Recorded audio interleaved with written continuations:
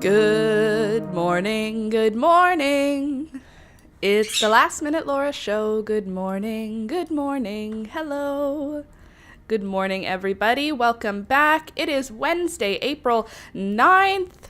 We are well into April now. Apparently. Never been on live television before, apparently. Good morning. I hope that you are having a good start to your morning. I'm having a good start to mine. I'm feeling like my skin looks nice today, so that's always a good way to start the day. I want to knit a baby blanket today. I want to really try and get some hard work done on this baby blanket. I've been putting off finishing this thing for weeks now. I feel like I started it before Elizabeth was even born, and she's got to be like, 2 or 3 weeks old now. So I would really like to get quite a few rows worked on this baby blanket. I am about maybe 4 or 5 inches in. I don't even know if I have enough yarn to make this blanket, but I started it, so I have to finish it, I'm 6 inches in. Good job, Laura. I'm 6 inches into this beautiful yarn. It was my sister's. She gave me all of her yarn before she had her baby. And this yarn just kind of screamed baby blanket. So I thought I would make her a baby blanket with the yarn that she gave me. Because I feel like, what else was she planning on doing with this? She's a crocheter. What else could she have had planned for this? It feels like it was destined to be a baby blanket, so that's what I'm gonna work on. I do have a second shot here so that you can watch me knit. But bring your craft. If you have a craft that you have to get done, if you have let's try and knock out some of our crafty to-do list, shall we? Let's do it together to motivate each other. Mostly I need your motivation help for myself, but maybe it'll help you be motivated to finish a project that you've kind of been putting off, because I've kind of been putting this one off. What else do I need? I need to make sure that the lens is clean, so let me clean my lens. This is just who I am. Also, the sweater that I'm wearing today is I knew what the fiber content was last time I wore it. I feel like it's wool and Angora, but it might be mohair. Oh, geez, Louise. You are Angora and lamb's wool. Okay, this is Angora and lamb's wool. I got it at the thrift store for, I believe, $2, but it's Angora and lamb's wool. It's a short sleeve. It's super warm, even though it's a short sleeve.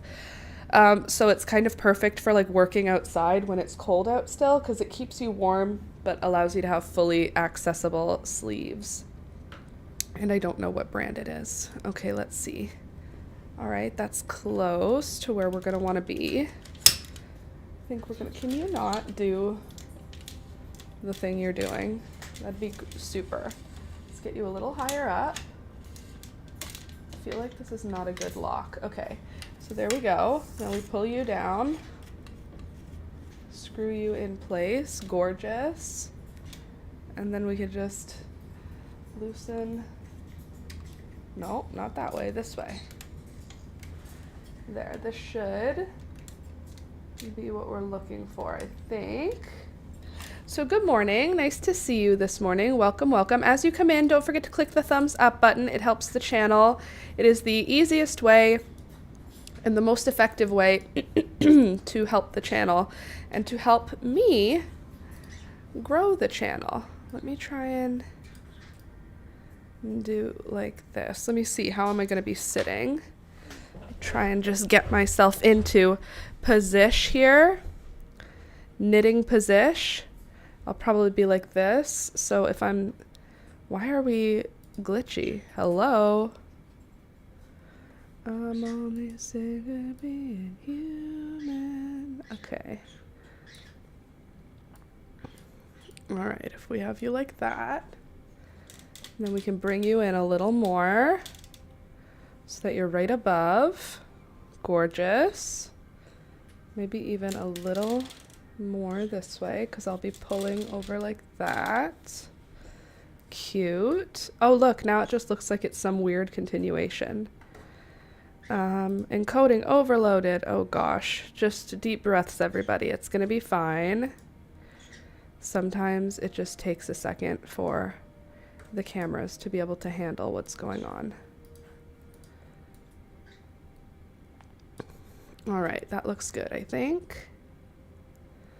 Or would I rather have it like this?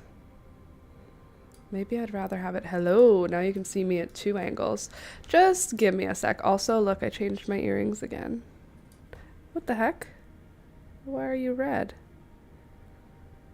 What happened here? That's weird. It's red there. There's no piercing there. Anyway, I changed all my earrings out. So now I have a yellow light also. Where is this? Oh, it's my lamp. I'm like, why does it look yellow? Anyway, doesn't matter. I changed my earrings out and I'm happy with the change. But that's not why you're here. You're here to enjoy knitting. Okay, Thunder, you have to move now. So I think we'll put you right in the middle. That looks like a good spot. Okay, that looks good, right? That's good, because now this camera is more centered. Just let me just figure myself out this morning, okay? Sometimes it's just hard to be me. And today is one of those days, apparently. Morning, Candy. Nice to see you this morning. Did you see my garden pictures? Because my garden is amazing right now. And by amazing, I mostly just mean it's like the perennials are coming back to life, but I feel very excited about it. There. Okay, cool. This works. We love this. This works great. Now you can watch me knit and we can chat together. We love that. Okay. Beautiful. Everything's organized the way I want. Now I can get into knitting. So I am hopeful that I can get some good work done on this thing today.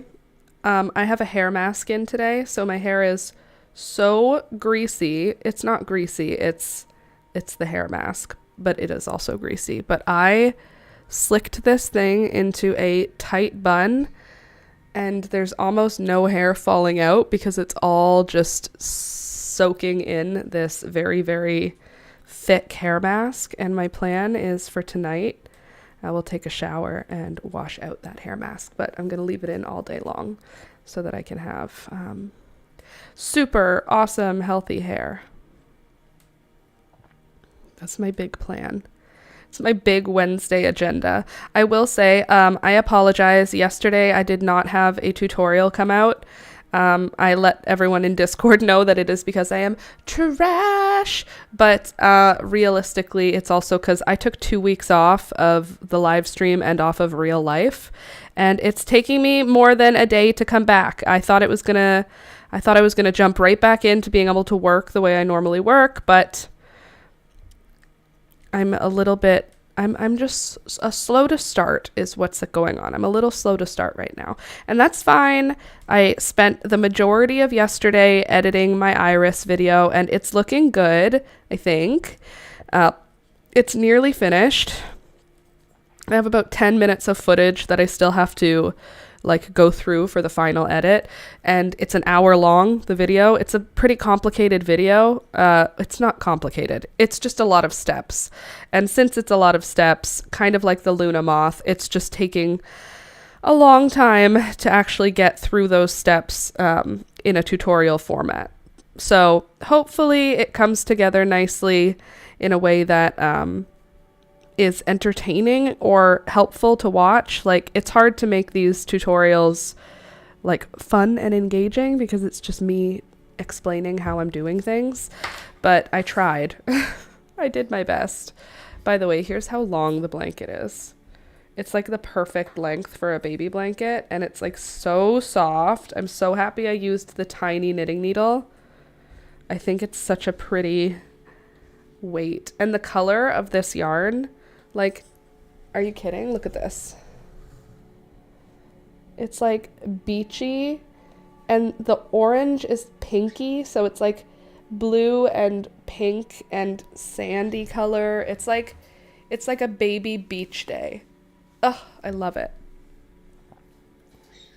I just can't imagine my sister bought this thinking that she was going to make, like granny squares or like a cardigan or something. It feels like it was meant to be a baby blanket. So hopefully when I give it back to her as a baby blanket, she's not like, ew, what's that? Hopefully she's like, oh, that's what I wanted to do with it. 1, 2, 3, 4, 5, 6. So I'm putting a border on it in stockinette. Not in stockinette, in garter stitch. So the first 6 stitches and the last 6 stitches of every row, I'm doing it in the knit stitch. Otherwise I'm doing stockinette. So knit 1 across and then purl 1 across. Plant spam in plant discord. Oh god, I love plant spam. I plant spammed a little bit too, for those of you that are like, what are you talking about? We have a discord, a private discord, which is like a chat room for us, our folks. And in the discord, wow, what a beautiful angle. Hold on a sec. In the discord, we talk about all kinds of stuff. Let's bring me back over here.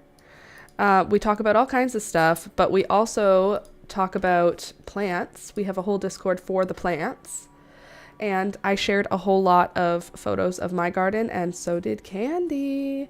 So let's start with my garden from yesterday, because I did take some photos of my perennials because they are opening up. My peonies, that's what this is. These tiny little pink baby fingers coming out of the ground. Those will be big, beautiful pink peonies, which is very exciting. Then I've got my wild violets, which are coming out crazy right now. The tiny things on the ground here, those are seeds of violets that germinated over winter and are coming up, but these are like the established tuber plants.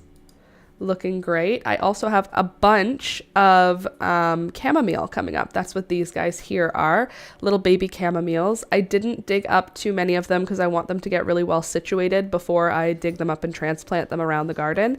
But this is 3 beautiful chamomile plants that will eventually move around the garden. This is one of my sedums. I got this one last year, I think for like 40 cents. At the garden center when it was closing down, and I left it outside all winter, and this is all new growth.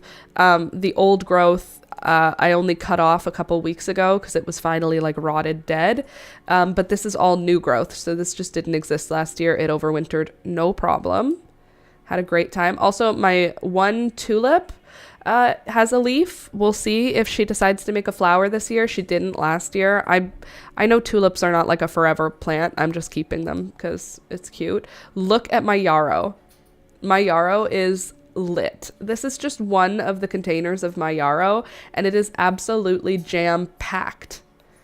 This is one pot. I have a second large planter of yarrow, and it is all the different colors, pastel, summer fruits, summer berries. I think there's a red, a white, and a yellow as well. So my yarrow is going to be amazing this year. Just amazing. This is the other pot of yarrow that I have. It's not a pot. You can see it's a Rubbermaid tote, and it's huge. And I can see a screw in the pot. That's weird. Anyway, in this large thing, this is like a huge amount of yarrow, of multiple kinds of yarrow. So it's going to be amazing. This is going to be so beautiful. Look at how strong the plants are. They overwintered no problem. I probably lost like 20% or 30% of the plants that were in the pot. But what was left behind is still great. In the fall, this entire pot had growth. Like the whole thing was green. So I did lose like a good chunk in the middle there. But I'm not concerned about it because you can see how much happily survived, like with no problem. So healthy. So that's the first little bit. And then the second grouping, this is my feverfew. It survived, so I'm happy. I'm not pulling out any of the dead stuff yet until the feverfew has a chance to really take off, and then I'll sort of clear out the gunk around it. But My feverfew is doing well, and this is 2 different varieties of feverfew. It's a regular and a double. So we'll see which ones survived. I won't know until they bloom, but I'm very pleased that they survived it all. This is another bin of, oh, there's a couple things coming up here. I believe there is is it a crocus? Up at the top. Oh, you can't really see it on your side. One sec. Up at the top, off to the right, there's a little plant. It's about this tall, this high on the thing, but it's on the other side. It's about this tall right now, and I think it's a crocus. Then up at the top here, I've got a chamomile that came up, and the rest of this bin is wild violets. And this is going to be a beautiful plant pot of wild violets. I love wild violets, so I collect them whenever I come across like a large patch of them in a public park or at the edge of a forest or in a friend's lawn. I will dig up one of the tubers and add it to my collection. So at this point, I have hundreds of wild violet plants. My like big goal in life is to accumulate many wild violet plants, and then when we finally live somewhere that we plan on sticking around, like that we buy, like if we have a little piece of land, I will transplant all these violets into the lawn and have our lawn be like populated with wild violets throughout the spring. It's just like one of my like lifelong goals that's going to take many years to accomplish, but the wild violets are coming up really strong in that pot, so I'm very happy about that. This one is a large ostrich fern. I don't know how it overwintered. It has no signs of life yet, but I have not touched it because I know that they look really sad until they decide to come back to life. There's also a couple other perennials in here that I don't remember what they are. This grass looking thing is not a grass, and the thing on the other side is also not a grass. They are, I feel like it's called sea moss or something like that. It has little pink flowers and it's like a ground cover, but it's a perennial, and I got it for, again, 40 cents at the garden center last fall. They overwintered, which is great. This is really exciting. This is my rose campion. You can see there's quite a bit of damage from the cold, which is fine, but there's also a lot of life that made it through winter here. So these are pretty much guaranteed to give me some really beautiful rosy, sort of like a carmine rose sort of color. They're really like a bright, dark pink. It's not red, it's pink, but it's like dark pink, but not fuchsia. It's like a warm dark pink. It's really beautiful.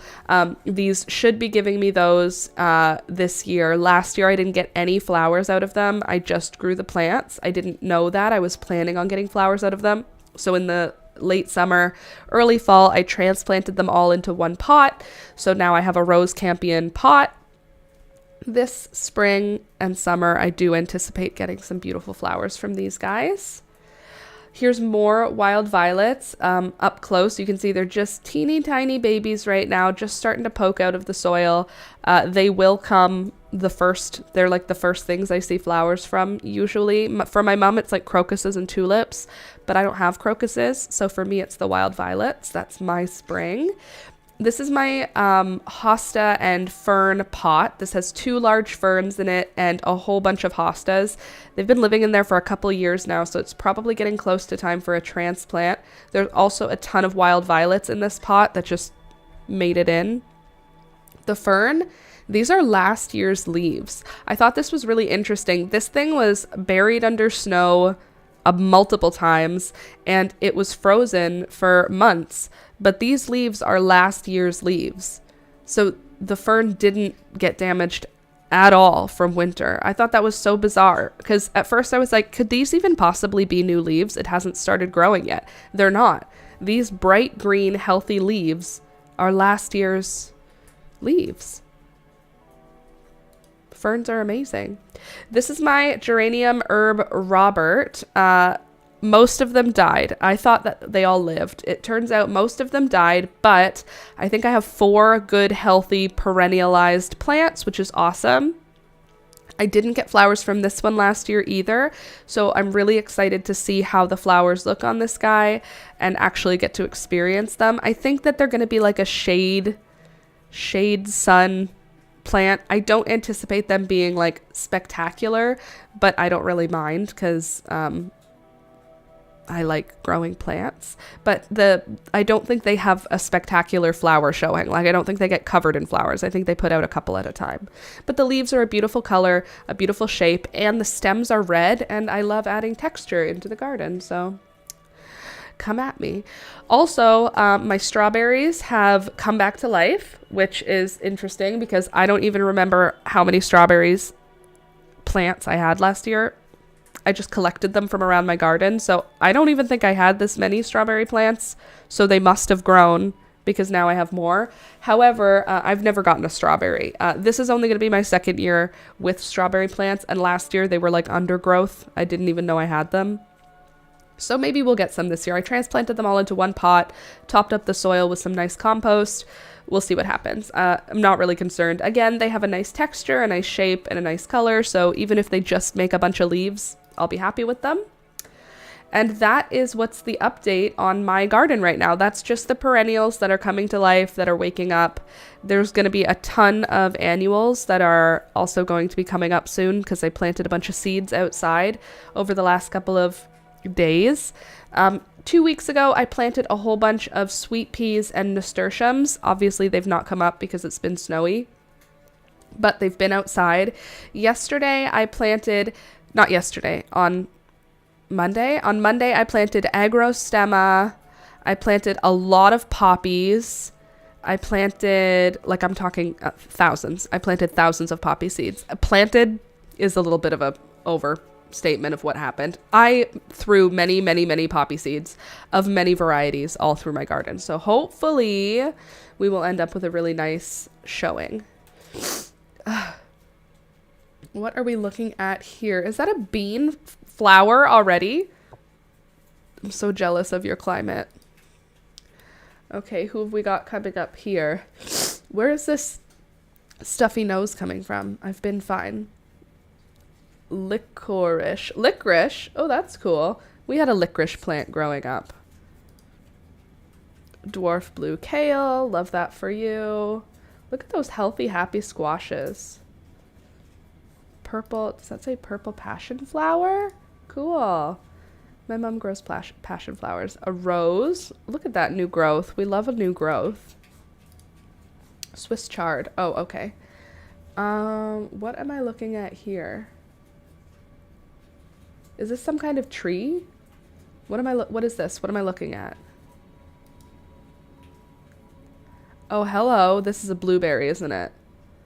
If I'm right about these things, I feel super smart. This looks like a blueberry. Those are avocados? Wow. Oh, I see the avocado at the bottom. I don't know why my brain just turned those into leaves.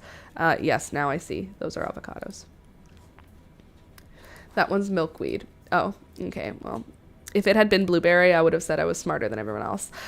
This is beautiful. I can't wait to see her. I miss her so much. Nasturtium.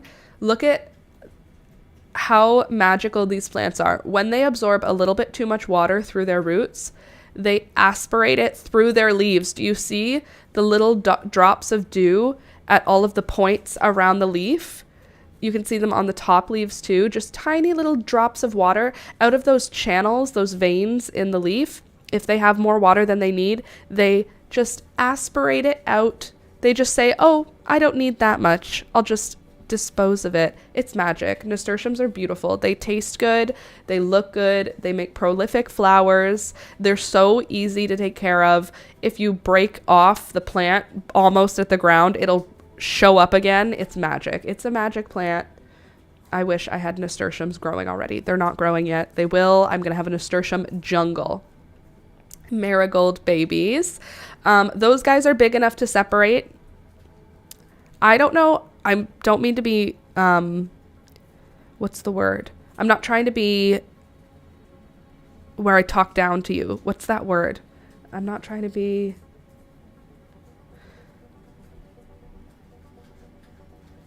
Well, I'm obviously not that intelligent. I'm not trying to talk down to you as a gardener. I don't know how much you know as a gardener, so I'm talking to you like you don't know anything, but you obviously do know things because you have a huge garden growing. So if I say things and you're like, thanks, I already knew, you could just tell me, but I'm I'm also just giving information. So if it's not directed at you, don't feel vibes, okay? Micromanage or know it all. Yeah, I'm not trying to micromanage. I'm not trying to know it all. I'm telling you fun information that my mom has passed down to me and that I've learned from gardening for years. So if I give information and you're like, that's not helpful for me, then don't worry about it. Just ignore it. But just so you know, based on my mom's knowledge that she has passed down to me and my knowledge from many years, these marigolds are large enough to separate and have 2 separate marigolds in 2 separate locations, if that's something you would like. Don't touch the stem. Only touch the leaves. Look at this tiny, tiny baby. Who's in here? We've got lemon thyme. Look at all those babies. Don't separate them yet. Those are too small. I want pea. Oh, there's a pea there too. I just saw the flower. Now I'm seeing the pea next to it. You lucky dog. The jealousy I have. It's not jealousy. It's happy, supportive energy. I see dirt here. I'm sure you're showing me something, but in this picture I see... Oh, nope. There's a plant down at the bottom here. A pepper, maybe?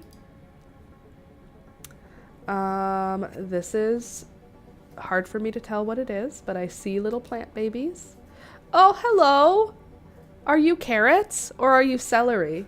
Who are you? Tomato babies. Oh, happy birthdays. Happy birthday, tomato babies. Good morning, Lori. Carrots? Celery? It can't be parsley. It's too thin for parsley, which means it's also too thin for cilantro.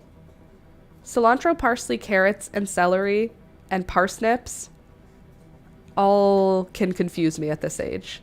Carrots, and the other one was dill and cauliflower. Oh, awesome. And then we've got somebody who's going to climb down at the bottom. Oh, those are all climbing friends. Peas. Who's in this one? Soybeans. Oh, cool. My mom grew soybeans last year. Not going to lie, I found them so disappointing. Okay, you know what? Soybeans as a plant, gorgeous. Soybeans as a crop. No, it wasn't soybeans. It was the flat ones. The big flat ones that nobody likes. Lima beans. She grew lima beans. Sorry, ignore everything I said about soybeans. My mom grew lima beans last year, and growing lima beans is... For me, it was all about the flowers. Do you want to see how pretty this plant is? I said to my mom, I'm like, just sell them as a flower. Nobody wants lima beans, but look at this lima bean plant. Look at how pretty the flowers on this thing are. Nope. Am I wrong again? No, it was definitely lima beans, wasn't it? Nope, maybe it wasn't. Hold on. Let me see. Fava? Were they fava beans? It was fava beans. Wow. Ignore everything I've said up until this point. Fava beans.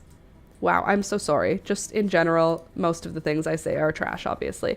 Fava beans have a beautiful, beautiful flower, and they grow on a stalk. So, like, look at this.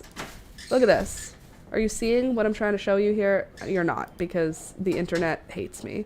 The flowers on these gorgeous, gorgeous plants are white with these black eyes on them. Do you see right here? They're like little tiny ghosties, and they grow on like a stalk. Like one stalk grows lots of flowers, so I guess they're a bush bean, not a climbing bean. And the stalk gets covered in flowers and then has one big flush of beans. The beans, boring. Didn't taste very good. Didn't do anything for me. But the plant was so pretty. And I said to my mom last year, she was like, they're fava beans. It's interesting. And I was like, sell them as a flower. I would grow that as a flower. Like, say, oh yeah, it's fava beans, but also look how pretty. And they grow on like a stalk. Like if you had a row of them around the edge of your garden, it would have this like big juicy leaf and then these beautiful black and white flowers. So pretty. Those are stunning. I think so too. I really do. I think they're very cool. Portuguese people in my area love to plant these. They're beautiful, right? They're just unique. Okay. Am I looking at... That can't be a Cosmo already. That's got to be tarragon, right? That's something that overwintered. There's no chance that's a Cosmo I'm looking at. I won't be able to stand it. If that's a Cosmo, my brain won't be able... My brain is not happy. It's happy. It's jealous. It's not jealous. It's supportive and happy for you. Corn and tick seed. Oh, tick seed. Okay, still kind of a Cosmo, though. Corn looks great. corn. Beautiful. Look at your freaking garden. Look at them strawberries. My strawberries look like they're not even alive yet compared to your strawberries. Look, you have actual... I'm happy for you that spring comes so early for you. It's so nice for you that spring comes when it's spring. Is that amaranth down at the bottom? I don't know what variety, but that gives me amaranth energy. Or salvia, maybe? I love you, girl. Send me your good growing energy. Hello, healthy, healthy plants. I see beautiful, healthy plants in here. Oh, I'm so excited for spring. I'm telling you. I'm ready. I'm ready. I'm ready. Give me spring. Oh my God, there's more. Hold on. Where did we end off? Here? Who have I got here? Oh, another berry. Blackberries? Let me tell you, those are not thornless. I see some thorns there. But beautiful. Oh, V, seeds arrived. That's awesome. Seeds and stickers. Hardy kiwi. I want to grow a kiwi. Full sun. Harvest late summer to fall. Includes 1 plant. GMO free. Has to be GMO free. Brambleberries. Fully wild. I love brambleberries. I love berries that are in the wild. Give me all the wild foods. Okay, that was fun. I had a nice time. I hope that you also had a nice time. Now let's get back to our job here, which is knitting this gosh darn blanket for my lovely, lovely sister and my gorgeous, gorgeous niece, who is doing very well, by the way. She has achieved birth weight, which I didn't know was the first metric that doctors use when you have a baby. Before they're like, you need to have your baby do this, this, and this. It's like, first, get to birth weight. Well, Elizabeth did because she is amazing. Oh, I'm so excited for wild foods. You're getting me all excited. Brambleberries, fully wild, got me thinking about when I get to go to the forest. And there are a huge number of wild black-capped raspberries at my favorite forest that I love to go to. And on top of that, there's also mulberries like galore at one of the edges of the forest. So I'll be able to get mulberries and black-capped raspberries. And I think I want to do like a mulberry mead this year. Last year, I accidentally made alcohol from my mulberries by letting them sit in my fridge, just in a jar for months by accident. And it turned into like hooch. Like, it burned my eyes when I smelled it. I didn't drink it because I didn't want to die. But this year, my plan is to do the same thing, but on purpose. So I'm going to do something smart and Google how to make mead. And I'm going to make mead from my mulberries. Mulberry mead. Doesn't that sound nice? I guess it would be mulberry wine. I'm going to make mulberry wine. I'm doing the purl stitch right now, Lori, and then I'm doing knit on the other side. So it's the stockinette stitch, but I'm doing a garter stitch border. So I did the first 6 rows of the blanket in garter, and now I'm doing the first 6 stitches of the row and the last 6 stitches of the row in garter. Otherwise, I'm doing it in knit.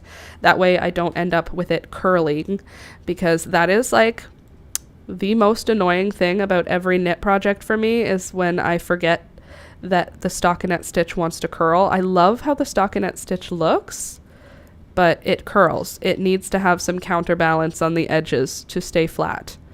Let me never forget that when making a sweater, because every single sweater that I've knitted curls because I didn't think about it. I didn't think about it at the time.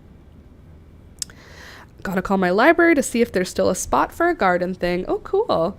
I was doing groceries with Ada. Hey there, Louisa. Good morning. I hope that you got all the groceries that you need. I last night made a shrimp bruschetta for dinner. It was so delicious. My older sister, who I was with when I was in Ottawa, her husband is like a chef, and he's actually a vet, but he's a very good cook. And so we were eating all of this luxurious food, and I have brought that energy back home with me. So I made a shrimp bruschetta. It was so good. Fresh tomatoes. I got really nice pesto that was in a jar because it is still winter here and I no longer have any fresh pesto. So I had to buy pesto, but I did pesto and tomatoes. And I had this avocado hummus that I added as like the creaminess area. It was kind of somewhere between bruschetta and guacamole, but it wasn't either of those two things, but it was very tasty. And I added some shrimp that I fried in a garlic butter. Delicious. So what I did after I fried the shrimp up, I chopped it up into nice chunky cubey bits as big as the tomato bits. And then I made fried bread. So I put a little bit of butter in a pan and then cut up bread slices into nice big chunks and fried them on one side. So one side was like steamy and warm and the other side was crispy and crunchy. And then I loaded up the bruschetta with black pepper and garlic, a little bit of olive oil, and a little bit of that avocado hummus and a little bit of pesto. When I say a little bit, I mean a lot of all those things. And chopped up fresh tomatoes, chopped up a little bit of fresh herb, and then more cracked black pepper. And then Alex and I had tapas basically for dinner. We were just sitting there eating our little bruschetta, and it was so good. And Alex kept saying how good it was, and I was like, I don't know if it's just the food or if it's that we're having shrimp. Both of us love eating proteins that we don't normally eat, but it was delicious. Hey there, good morning. Good morning, good morning. That's why I block my knits. Even if I block them, Lori, it's not the cure. It's not the cure. I'm telling you, there's one sweater that I love so much that curls so badly that Sid has convinced me that I can unravel it. The problem is the sweater was done bottom up. And since it was done bottom up, to unravel the bottom is inconvenient. So I have to figure out how to do that. 1, 2, 3, 4, 5. Oops. Almost did a purl when I needed to do a knit. Anyway, I blocked that sweater and I've blocked it since then. And now every time I wear it, before I wear it, I have to steam it under my iron to keep it flat for that one wear. And then it's curled by the end of the time I wear it, by the time I put it back. So blocking it only goes so far if you've not done a good job of making sure it won't curl. And it's wool, so there's no reason for my blocking to have not stuck. So it's not me, it's the stitch. I just need to do some extra stitches. I wonder if your tension was too tight. It isn't. Is this sweater here? No, it's in one of my backpacks right now. No, the tension is perfect. It's literally because I switched from at the bottom anyway, I switched from my rib stitch straight into stockinette. But what I should have done is one row of purls before I went and I should have done 2 rows of knit so that it was, use your words, Laura. I should have done 2 rows of knit before switching into stockinette so that it had a bridge between the rib stitch and the body of the sweater, because now the edge of the sweater always tries to do this and I have to force it down and then steam right here on the edge of the sweater. So it needed a bridge between the stockinette and it's not a tension issue. I know in my heart of hearts, I know what happened. And because I did the same thing and then I fixed the mistake on the sleeves. So I started the sleeves and then I went, I'm going to do this modification, and I did, and the sleeves don't do the same thing. Just the bottom hemline does. So I'm going to pull the sweater out and re-knit the last few rows and then what's it called? The rib stitch. But I also would rather dye than do that, so I'm just putting it off. You know me, I'm not a huge fan of frogging anything ever. Frogging is it's not meant for me. I'll do it in case of emergency, but I absolutely do not want to do it. Want to see a travesty of a crochet pattern I'm working on? Absolutely.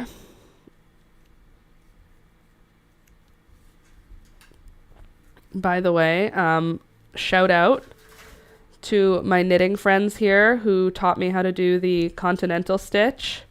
Without you, I would still be struggling with knitting in a way that I definitely am not struggling anymore. I found knitting so tedious and I wanted to love it so bad that I was willing to take the time to learn because it's so beautiful. Knitting, it has such a beautiful look to it. The drape of knitted fabric is just so luxurious. And I understand crochet like in a very clear way. Crochet makes sense to my brain, and knitting took a very long time for my brain to understand it. But now that I understand the basics, I love knitting. I hated knitting, but I loved how knit garments looked. This was one of my adult things, like adult learning, that I am like really proud of myself for, because it was something I wanted so badly. I was willing to stick to it even though I hated it. And I said that like from the beginning when you guys were helping me learn how to knit, I was saying, I hate this, I hate this, I hate this. This is not fun. I'm not having a good time, but I really want to have a good time. I really want to love it, and I really want to become good at it. So I'm going to stick to it. And guess what? I can't say that I love it, but I love knitted garments so much that I very comfortably tolerate knitting now. It's not as fun for my brain as crochet is, because crochet I can change on the go and make changes like throughout a garment without any repercussions on the garment. I feel really confident in how I design crochet. But with knitting, like, look at how pretty this is. Are you kidding me? The stockinette stitch, it's just luxurious. Laura, that is how I feel. Because it's, for us crocheters, it doesn't come super naturally. Like, if you learned knitting first, I don't know if crochet is hard, but if you learned crochet first, knitting is like a whole other thing. It's one string doing like weaving, whereas like crochet is like each individual stitch is its own little weave. So if you make a mistake, you can pull back just your few stitches, whereas with knitting, it's like, oh, just knit backwards. Okay, I'd rather light myself on fire. Oh, just pull your needles out and pull back a few rows and then put your needles back in. Again, I'd rather light myself on fire. I don't want to do that. That sounds awful and no fun. But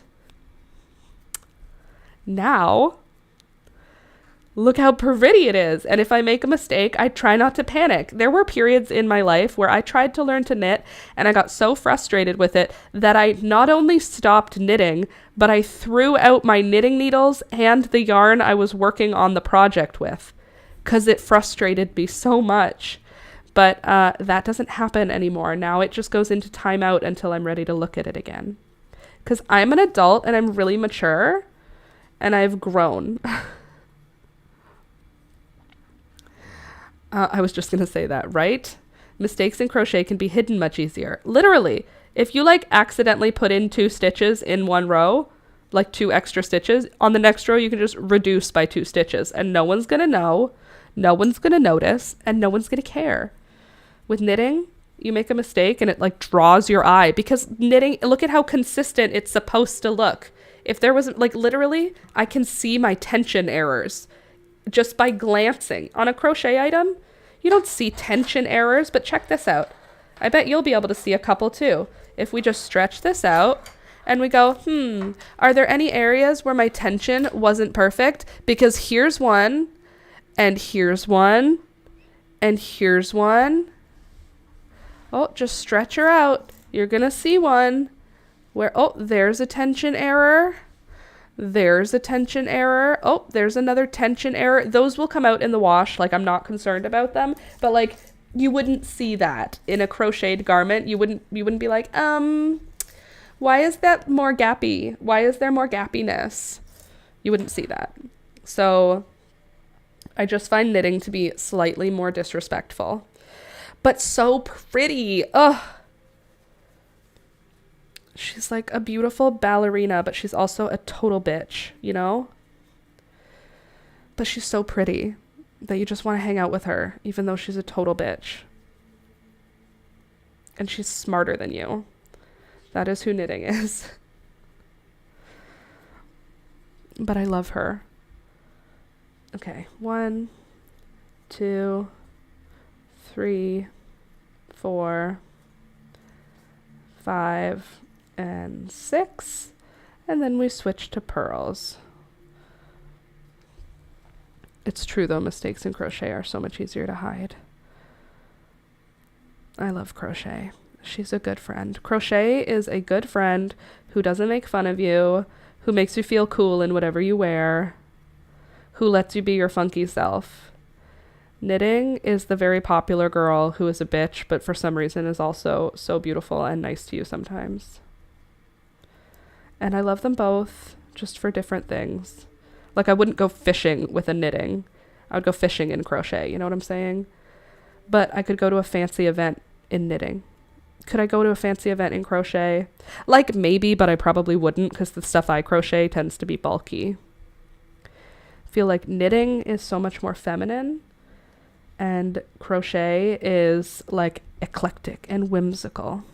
I feel like knitting has a little bit less whimsy and a little bit more structure. I was actually having this like mind blow moment yesterday.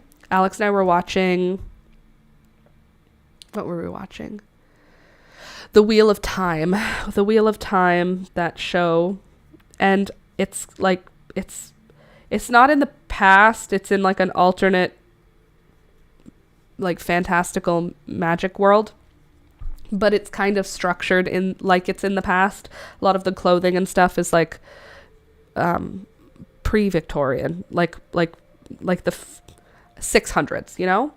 Like the fashion is old, like outlandery. So I was talking with Alex and I was saying knitting has been around for how long?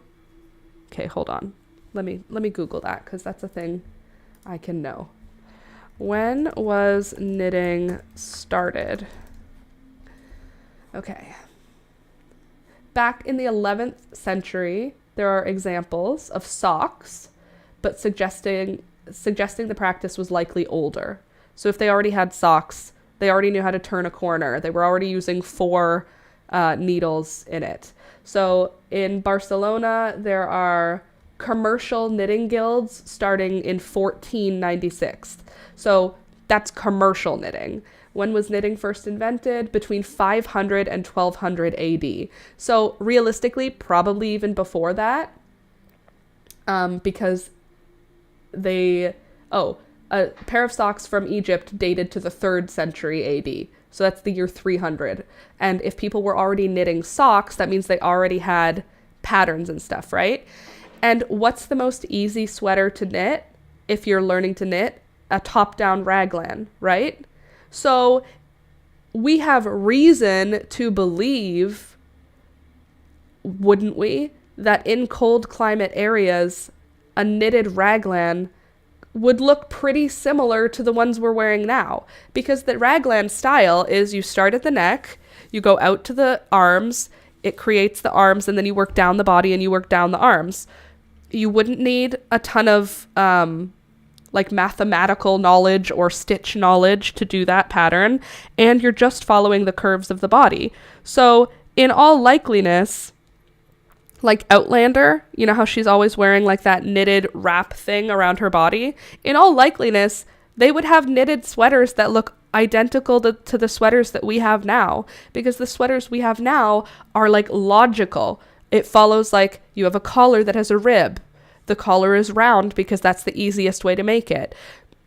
To have ribbed stitches on the edge of the cuff makes sense because it prevents the cuff from curling. Same thing with the hemline. So like in the year 300, where the English they're speaking isn't even English, like Old English I'm talking, or in other countries, we're imagining them wearing all these like wild different clothes, but realistically, sweaters have probably looked the same for hundreds and hundreds and hundreds and hundreds and hundreds and hundreds of years. Like the Fair Isle sweaters, the fisherman's knits, that kind of stuff would have been what was in place hundreds and hundreds and hundreds and hundreds and hundreds of years ago, because it was the most logical way to do it. I just think about that. We as human beings have had knitting needles and the ability to knit for thousands of years, And if they were knitting socks, so that means they were using tiny needles and tiny yarn. If they were knitting socks already, I just feel like it's pretty interesting to think that there were people walking around that if you were time traveling, you would go, they're wearing modern clothes, but really they're just wearing a knitted sweater. So next time you knit yourself a sweater, feel connected to the women and men of 1,000 years ago, because you literally are connected through that craft. Like when you're knitting, you're doing something that has been done for thousands of years by women and men across all corners of the world. It's like such a cool thing. So like when I hear the phrase like white people don't have culture, usually I'm like, haha, that's funny and true. And then I knit and I go, this is culture. I have a little bit of culture. The culture I have is handicrafts. I can embroider and knit and paint and sculpt and do things with my hands that the women of my family have been doing for thousands of years. I'm carrying on a tradition that has been going on for thousands of years. My great-great-great-great-great-great-great-great-great-grandmother probably knitted a pair of socks for my great-great-great-great-great-great-great-great-great-grandfather, you know? When you really get into something, you'll say the same thing more than one way. Yes. When I really get into something, I will say it in every way I can feel to make me, just to make sure that every person who listens can really understand what I'm saying. Because I feel like if I say it one way, one group of people will get what I'm saying. And then when I say it a different way, maybe a different group of people it'll click for them, you know? It's like I'm trying to convince you. So I'll say it in as many ways as I can before I feel like you really understand what I'm saying. I can't help myself. It's just the way that I is, okay? Anyway, thousands of years of knitting have culminated in what I'm doing today. I am my great great great great great great great great great great great great great great great great great great great grandmother's daughter. You know what I mean? As are you, for all of you who do handicrafts. 2, 4, 6. So if you don't believe in an afterlife or spirit or heaven or whatever, if you have no mystical link and you're looking for one, if you're like, I would like to feel connected to the universe, learn to knit. You know? That's your brand of spicy brain. My brand of spicy is I need you. I want you to understand what I think. I need you to understand what I think. I need you to understand how I feel. And if I feel like you're not getting what it is for me, I need to just try again. I've had people say that to me, like, I get it. I got it the first time. I'm like, I didn't get enough eye contact in the way that I wanted to feel like you really got it. So I need you to hear it. Do you understand that the Egyptian pharaoh in the cold months probably had a knitted sweater? Do you understand that? Do you understand that people around the time that there was Jesus, someone probably had a pair of knitted socks that was close enough to the pattern that you're knitting now? Like, that's crazy. It's just crazy. It's just crazy. And I think it's amazing. It's amazing. It's crazing. It's a crazing amazing. You are the culmination of all that has ever been. And that is so cool. And thank you, knitting, for making my brain feel that way. Handicrafts are my God. Handicrafts are my heaven, are my nirvana. Connecting to the world via things I do with my hands makes me feel like there is something bigger than me. My spicy brain doesn't like eye contact, though. I don't need direct eye contact, but I do need some... I need to know you get it. I need to feel like you really hear me in a conversation. And often that's not what I receive, because that's not how people actually talk to each other. So I'll say it 1,000 ways and I'll just get that's crazy. And then I'll be like, oh, we're not in the same level of spiciness, are we? Our spices don't always match. It's magic though. And I love it. Thank you. Our spicinesses don't have to match. I see your hearts, you nice people. How much can I get done on this blanket in one day? Definitely not as much as I want to. But here we are. I'm doing my best. And that's what makes the world flavorful. Yes, we're all different levels of spicy. Life is just the hot wings challenge. Find the spice you like. Neurodivergence is the spice of life. They need us. The neurotypicals need us. The neurotypicals are not okay. That's another thing about knit. I'm just not as fast with it. Yeah, it takes forever. It's super rewarding when you finish, but like the process takes forever. There is no one who can knit at the speed that someone can crochet.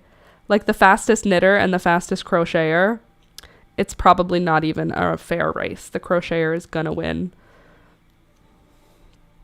Peep the pattern in the stream room. Once I finish my row, I will do that, and I will take a drink of coffee, and I will take a drink of water, and we can take a break and look at what we've got in the Discord. Knitting takes more time and crochet takes more yarn. Yes. And knitting takes more patience. And crochet takes more chaos. I'm working on a cardigan with hand spun yarn, and I've been working on it forever. I believe it. I feel like I've been working on this blanket forever, and I haven't. So by the time it's finished, I'm probably not going to want to give it to my sister because I'm going to be emotionally attached to it for how long it took me to make. But it's so cute. I just want to wrap up Elizabeth in it, who, by the way, is amazing and a perfect baby angel. Okay, here we go. Here's how she looks. She's beautiful. Okay, let's look at the Discord. Excuse my sniffling. It's just the way it is sometimes. Ugh. I hate it. It's great. I just hate it. Beautiful handwriting, though, but I hate it. Yes, I can follow it, but I hate it. Not because I hate you, because I hate writing patterns out. And I hate how it feels to write out a pattern. But beautiful pattern. Lovely handwriting. Very clear. Very easy to read. Well done. But also, ugh. Excuse me. What does her brother think of her? Oh my god, he loves her. He's jealous of her, but he loves her. He doesn't know he's jealous of her. He just wants more attention. But, oh, I didn't have my heater on. Is my coffee cold?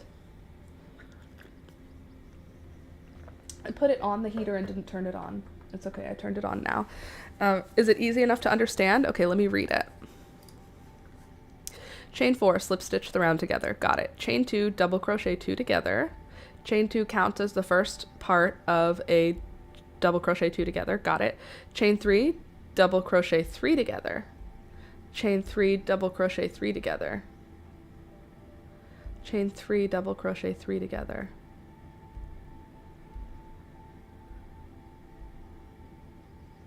How can I double crochet 3 together? Chain 3, double crochet 3 together. Okay, so now we've got a star shape of puffs, yeah? Okay, and then after all that, slip stitch the round together. Cool. Chain 1, 6 single crochet into each loop created by a chain 3. Ugh. Great. Okay, 6 single crochet into each loop created by a chain 3. And then do I skip the double crochets, or do I crochet a single crochet into the double crochets?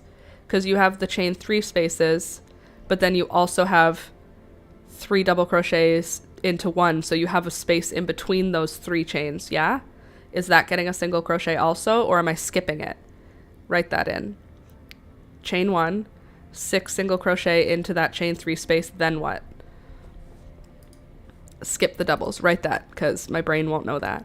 Okay, now next round, chain 2, 6 half double crochet, chain 3, double crochet into the middle stitch, chain 3, 7 half double crochet, chain 3, double crochet into the middle stitch. Okay, hold on. There's 6. We have 6 single crochets. So chain 2, 6 half double crochets, then we're doing a chain 3, double crochet into the middle stitch. Are we double crocheting into the space between the groups of 6 single crochets where that double crochet was, or are we doing a double crochet into the middle of the next set of 6 stitches? Because that's not clear for me. Yes, it's a good pattern. I'm sorry, I'm just being nitpicky because I don't understand. So if I have a round where there's 6 single crochets into each loop created by the chain 3, and then we skip the double crochet, on the next row, there will be a ton of pictures. Okay. Well, on the next row, when we do the 6 half double crochets, then a chain 3, the double crochet into the middle stitch, are we double crocheting into the middle stitch of the next 6 single crochets? So we half doubled into the first 6, chain 3. Are we double crocheting in the middle of the next 6, or are we double crocheting into the space between the groups of 6? Pictures will help for sure. And then the next rounds look perfect. I understand them. They're just fine. It's just when I don't know where you want me to put my hook. So I think round 1 and 2. No, round 1 is perfect. Round 2, 6 single crochet into each loop created by the chain 3.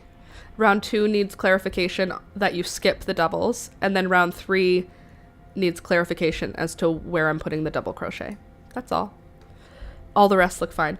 In the next 5, I promise there will be pictures that explain it, so I don't have to type all that out. Fair. It makes sense. I just think the only 2 parts that I have any confusion are round 2 and round 3. Everything else looks right. Like, everything else looks like I can understand it. Cool.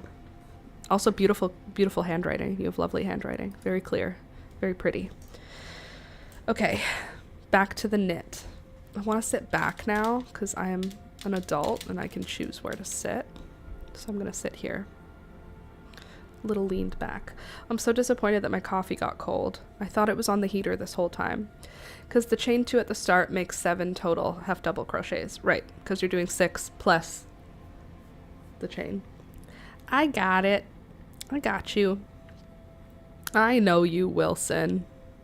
1, 2, 3, 4, 5, and 6. And then we switch to purls and get into the purls. And thank you. My teachers of the past would beg to differ, though.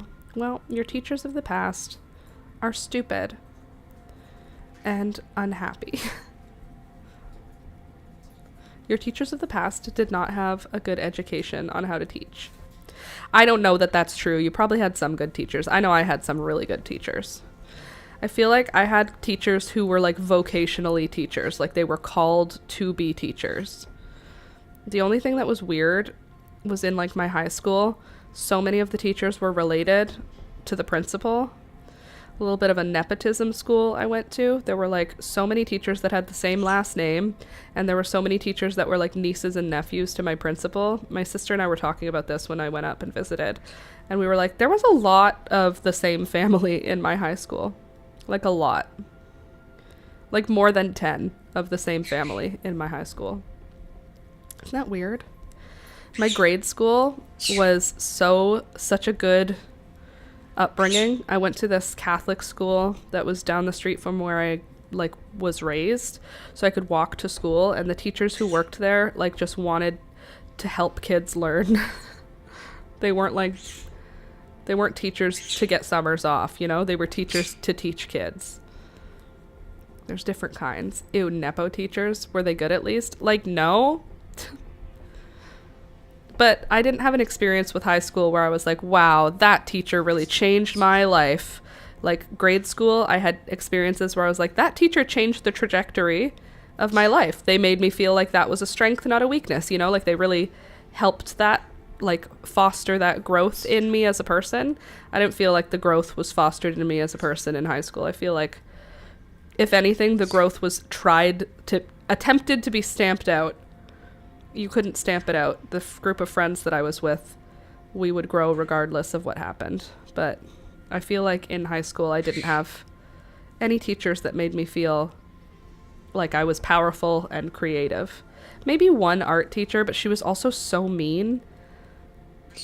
She was so mean, but she also was really like, she cared about being an art teacher, so it was fine. Like, I put up with the mean because I felt like I really learned things. I put up with the mean. I was a child. I didn't have any ability not to put up with it, but like it was tolerable meanness because I was learning art stuff. My school therapists helped me at least to make it to senior year. I felt that our school therapists were only there. It wasn't a therapist. It was our guidance counselor is what we had. We didn't have a therapist. We had a guidance counselor, and she told me that I should be a nurse. And I was like, what? Did you look at any of my grades? There is no reason to believe that a nurse would be any kind of job for Laura. There is no reason. And I remember that being my first like suggestion based on like whatever personality tests they made us do. And I remember being like, oh, you literally don't know me at all. Because like the guidance counselor would act like they knew you. Oh, how are you doing with this hobby that I know you have? You had to go to the guidance counselor in our high school. It was like part of your deciding your classes. It was like a mandatory thing we all had to do. But I remember she acted like she knew me. So I was like, oh, she must like actually know stuff about me, because she knew stuff about me. And then she said, like, I think that you'd be really good in nursing, and based on XYZ personality test, I think it'd be a really good place where you would thrive. And I remember hearing her say that and nodding and smiling and leaving that office being like, this person has no idea anything about me at all. There is no reason for me to follow this person's information. Whereas up to that point, I was like open to being like, okay, let's find a way. Let's find the future for Laura.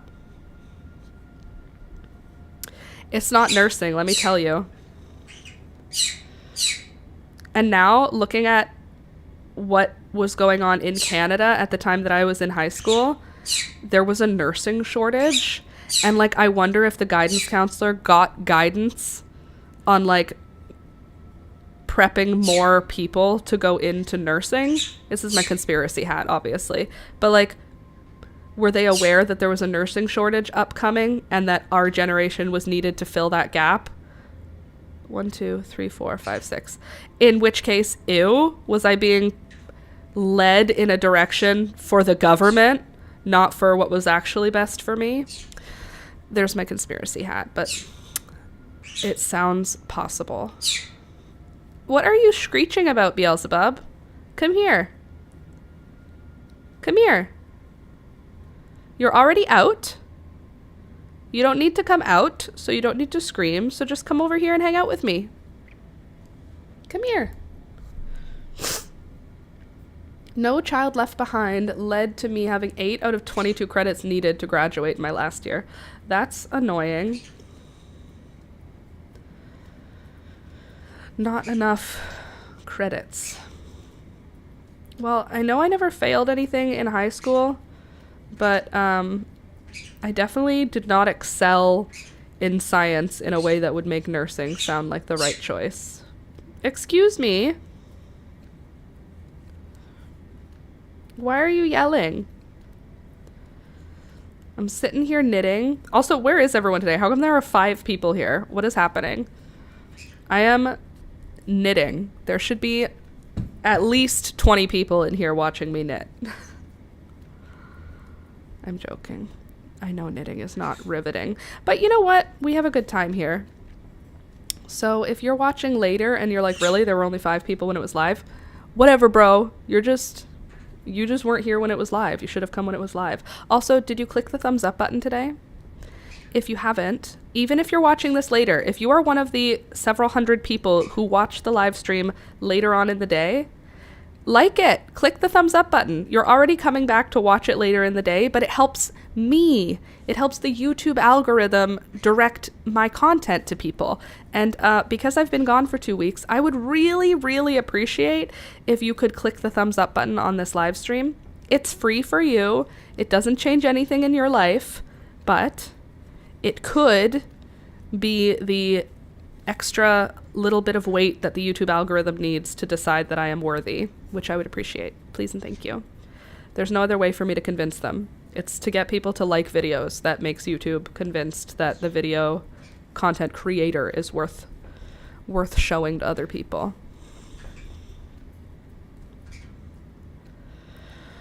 Oh, lordy, lordy, lordy.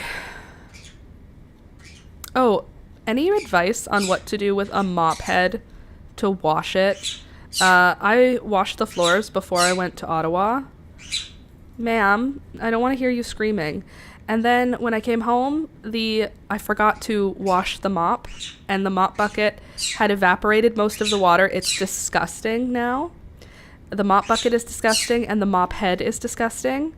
But it is a washable one. What should I do to really make it get cleaned other than just putting it in the washer? I was thinking of soaking it in like hot water and washing soda to try and get out the, I'm sure, horrific smell. I haven't smelled it. I haven't been willing to even touch the mop. I looked in the bucket and I was like, oh, there is a film on the top of the water right now. And the mop is like a yucky color. It needs like a deep clean. And before I'm like ready to touch it, I have to have a plan. So I'm thinking washing soda and hot water, dish soap, maybe a soak for a couple hours, and then I'll wash it. Are you saying Dancy Dance? Dancy Dance. Come here.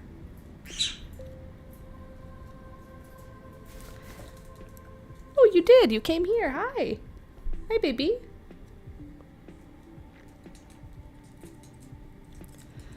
Hi, baby. Do you hear her little claws? It's time for her to get her nails cut, but I don't want to yet because we're just getting over the fact that I was gone for 2 weeks, but she needs her nails cut. I'm listening to you, Knit. Can you hear the clicking of my needles?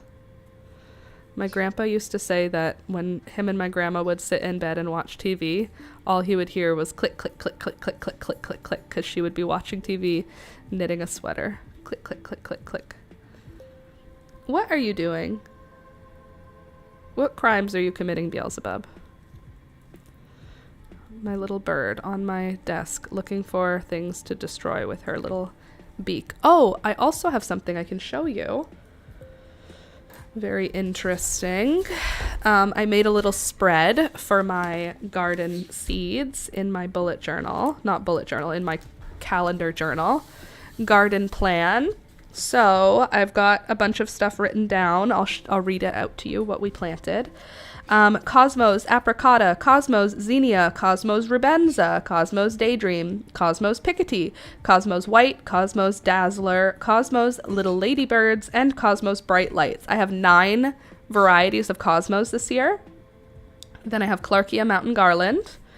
Then I have 4 varieties of zinnias. I have Queen Lime Orange, Glorious Red, Zinnia Salmon, and Zinnia Pink Cactus Hybrid. Then Scabiosa, I have 4 varieties of those. I have Salmon Rose, Scabiosa Dark Night, Scabiosa Assorted, and Macedonian Scabiosa. Then I have Love in a Mist. Then I have Butterfly Coreopsis. And then I have 3 varieties of Bachelor's Button. I have Blue Boy, Black Ball, and Classic Romantics. And then I have Firecracker Vine and Morning Glory. I think I have way more than that. That's just what I've written. And let me just see if I missed any that I've got written down in here. I think that's everybody I have. Yeah, that's everybody I wrote down in the other book. But I have way more that I've planted at my mom and dad's house. My mom said my stuff is doing really well over there, so that's awesome. Do you remember what else I planted when we planted stuff yesterday together? I did amaranth. So how many amaranths do I have? I have quite a few amaranths. So let me just write down amaranth. love, lies, bleeding. Oh, nice. You can look at my hairline. And then we have amaranth, coral, fountain. Then we have amaranth, purple, Polish. And then we have amaranth, hoppy, red dye. Then we have amaranth, green spike. I think that's everybody for the amaranths. And then we also have celosia. We did 2 varieties of celosia. Celosia, flamingo fuchsia, and flamingo pink. One has more purple to it, the flamingo fuchsia. And then we also did gomphrena. Gomphrena purple. Gomphrena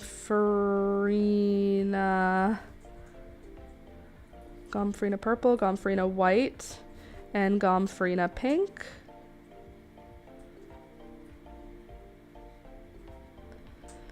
And then we have a million nasturtiums and a million sweet peas, but I don't want to write those yet, I don't think. Oh, I also did agrostemma outside. I guess I can put what else? Agrostemma, pink contessa. What else did I plant outside? I did poppies yesterday. Poppies.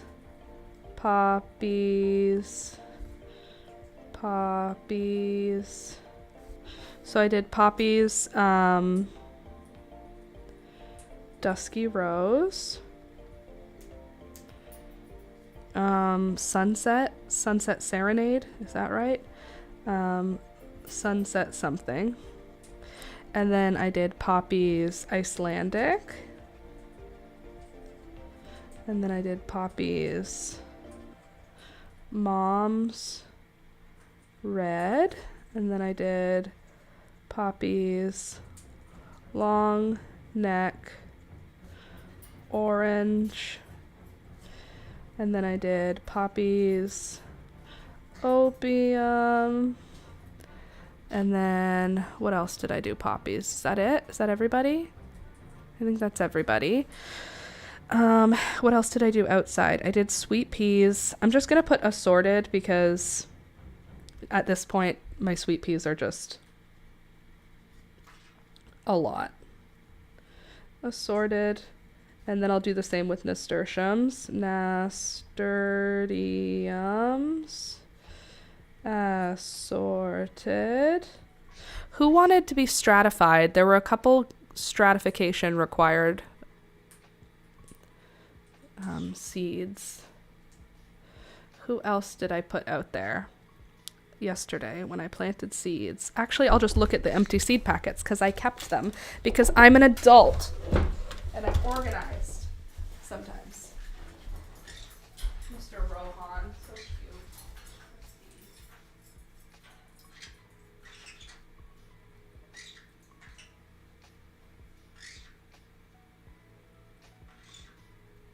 Oh, verbena I did. Verbena. Prairie smoke, quaking grass, and pink dandelion. Verbena, prairie smoke, quaking grass, and pink dandelion. Verbena, prairie smoke, quaking grass, and pink dandelion. Verbena, prairie smoke. Hold on. Verbena,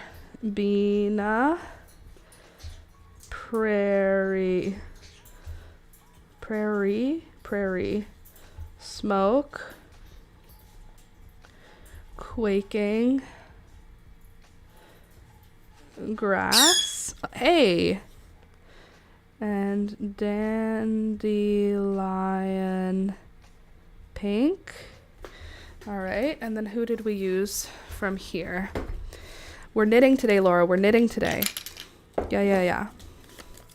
Oh, I also planted these. I planted all these outside yesterday. Ma'am, we shall not be doing that today. No screeching. Okay, we did paint box bouquet. So sun, flowers, paint box bouquet. Okay, we did that. Oh, we did all of the Johnny jump ups. Johnny jump ups. Okay, verbena, poppies. I didn't put kale. Tropical sunset poppies. Did I write? Poppies, sunset. Okay, well, that's fine. Iceland poppies we did. Mom's red poppy, long-headed poppy. Clarkia mountain garland. We did agrostemma. Did we do limelight spray millet? I don't think so. Quaking grass. Sweet peas. Prairie smoke.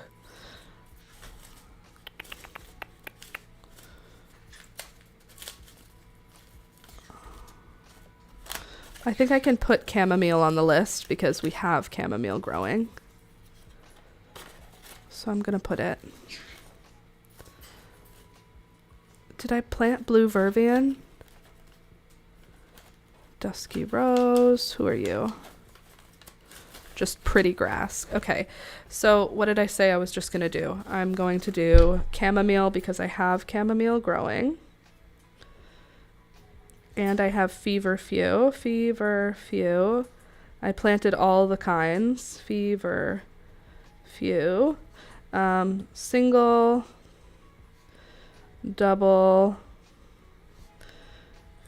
Oh, you know what else I planted? I planted baby's breath. Like a lot of baby's breath. Feverfew single, feverfew double, feverfew butter and white. I'll know what that means. And then the feverfew, I don't remember what the other one is called. Yellow something. Feverfew. Oh, I have the seeds here, stupid. Just look at them. Not the Cleome one, not the radish. You're in here somewhere. Foxglove, no. Poppy. That's not the one I'm looking for. There was a feverfew in here also. Yellow something. I'll find it. And then what was I going to say? Baby's breath I planted, which I'm so excited for. And then wedding bells. Something. Was it coral bells or wedding bells? I think it was wedding bells. Wedding bells flower. Is that what you're called? Wedding bells. Okay. Is that really all it's called? Wedding bells? Hummingbird. Okay. Hummingbird. Penstemon. Penstemon. Wedding bells. And then I also planted, you know what? I will look in Renee's garden. I know this is so interesting. Oh, I did alyssum. Alyssum. Gulf winds. I also did the gold one. Alyssum gold dust. I also did creeping zinnia. Is that what it's called? Or yeah, I think it's called creeping zinnia. Creeping zinnia. These are the seeds I planted at my mom and dad's when I was there. I'm just going through there. Oh, that sucks. Sorry, one sec. How can I make this work?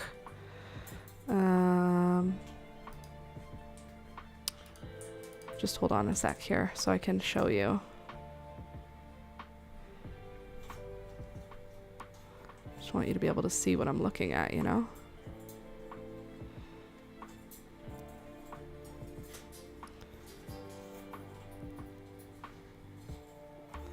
There.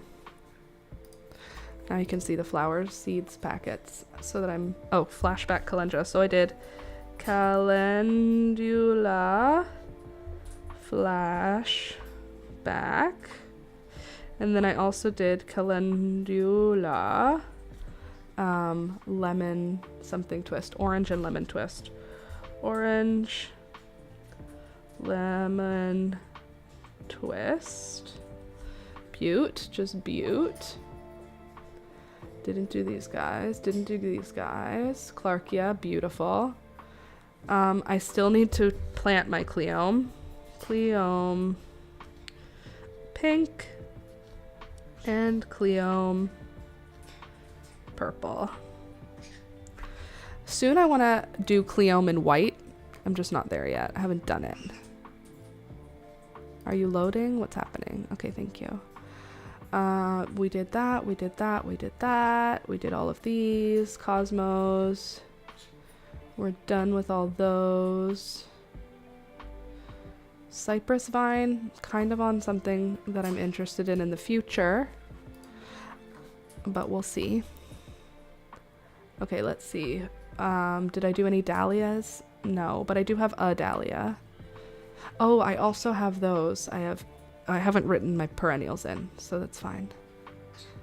Firecracker vine, isn't that fun? It's gonna be so fun. So this is what I'm growing as firecracker vine. This one's called exotic love vine.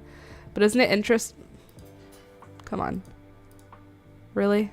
We're gonna play this game where I can't...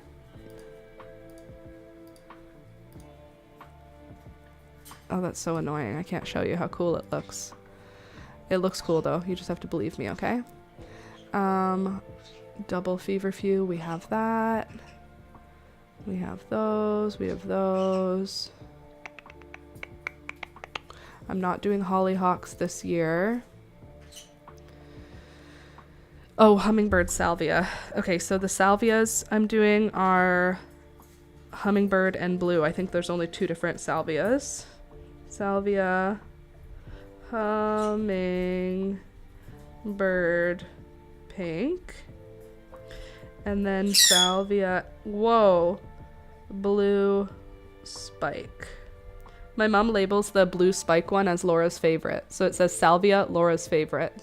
That's how she labels her salvia, which I like. I think that's sweet. A million kinds of nasturtiums we are going to be growing. They're going to be beautiful. We're going to be so happy about it. Okay, and then Nigella. We already did that, right? Love in a Mist. Love in a Mist. Beautiful, beautiful, beautiful. Okay, good, good, good. Oh, I took phlox from my sister. Is that the perennial phlox? Are you a perennial? Hold on.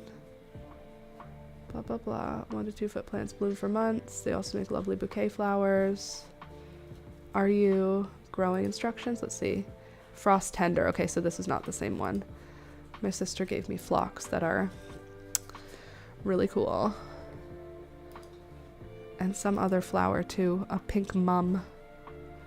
Okay, poppies, poppies everywhere. Poppies, fine. Ranunculus, gorgeous.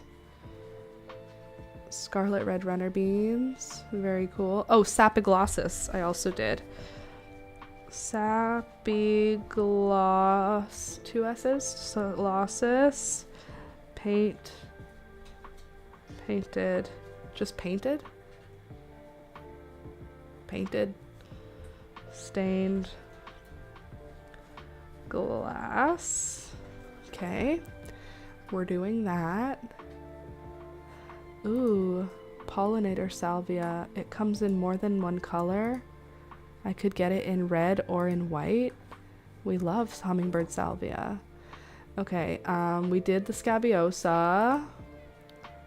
We're all filled up with that. We've got our little geraniums. Oh, snapdragons. I did snapdragons. And I did the chantilly mix. I planted those already. Fragrant stock, butterfly snapdragons. Oh, straw flowers. I did all the straw flowers. I forgot about them. Okay, so straw flower. I did, hold on, my straw flower colors. There's just a bunch, so I'm just going to write out a bunch. Straw flower. I know there was silvery rose. Silvery rose. Then there was straw flower apricot. Then there was, okay, so there was pink, there was apricot.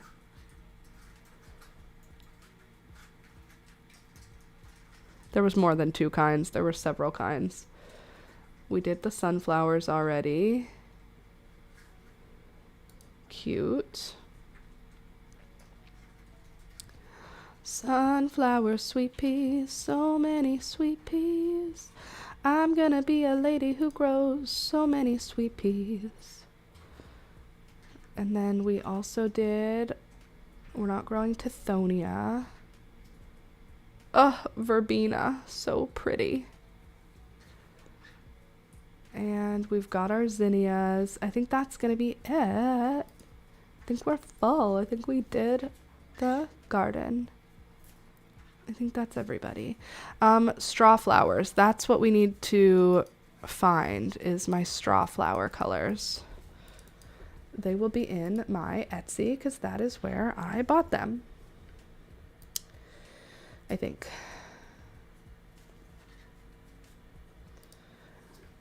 Good thing I have this cart full of items saved for later. Oh, I have a sneeze stuck in my nose somewhere. Got it. Okay. We have, excuse me, show more. Please hold. I have to find the things that I don't need to find.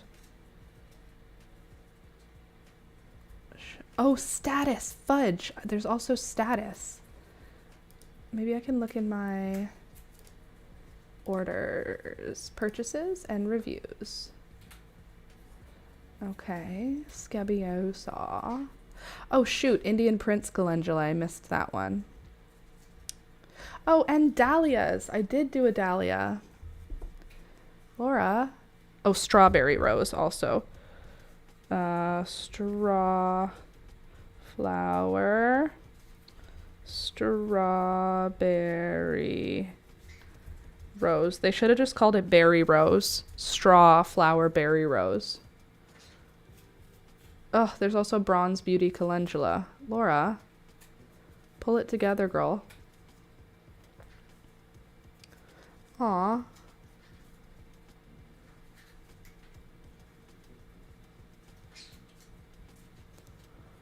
Okay.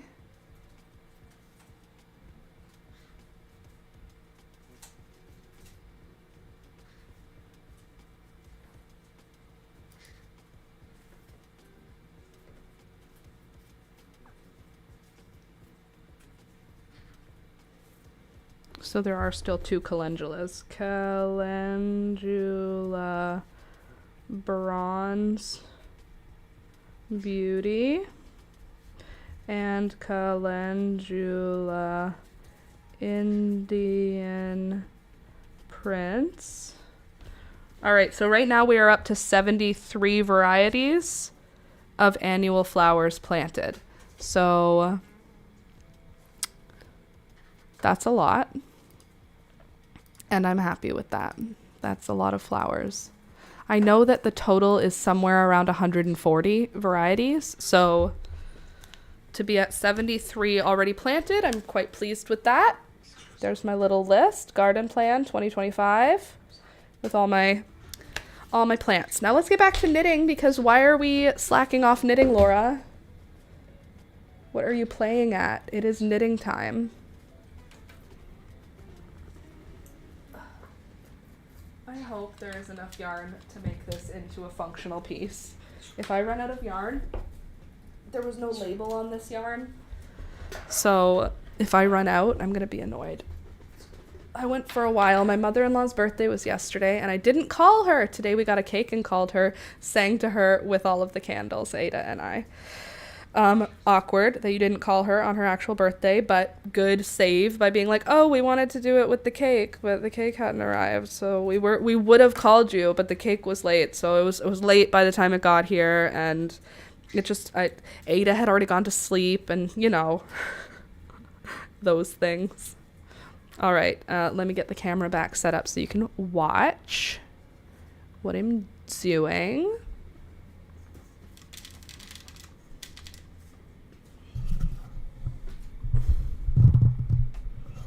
There.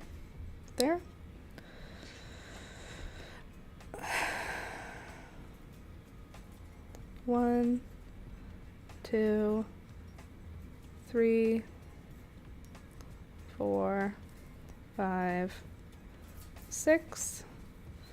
Then we switch to pearls. Keep that beautiful edge nice and crispy.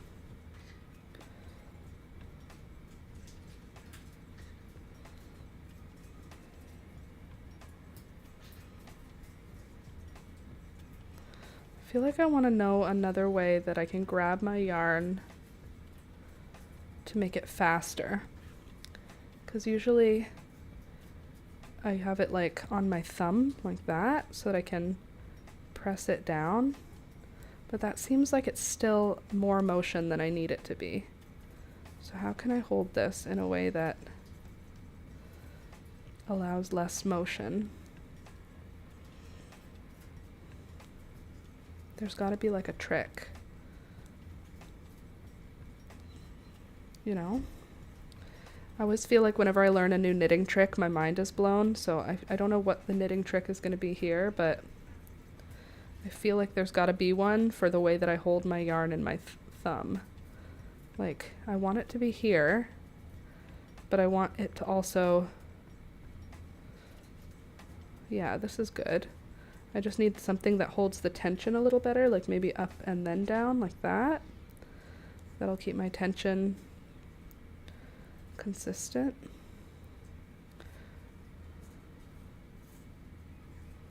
Yeah, that looks good. I blamed my pregnant brain. That's a great reason to get pregnant. You always have an excuse. Oh, sorry, I slept in. Pregnancy brain. Oh, I forgot your birthday. You know me. Pregnant.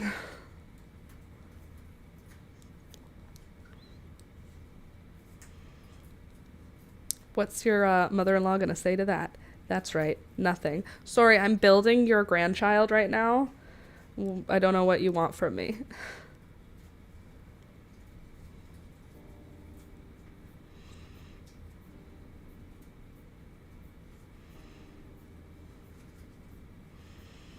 I wonder if those knitting rings are any good.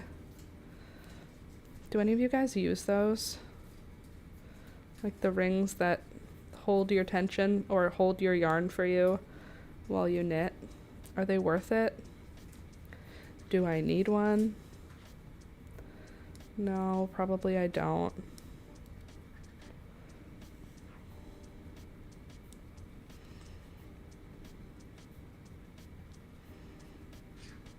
Do you see, like, once in a while this happens? Then I have to do this whole thing again. So if I go up, down, and around, is that what I want? No, it's this way I want the wrap. Yeah. I need, like, knitting experts to come in here and teach me. Teach me what I'm missing.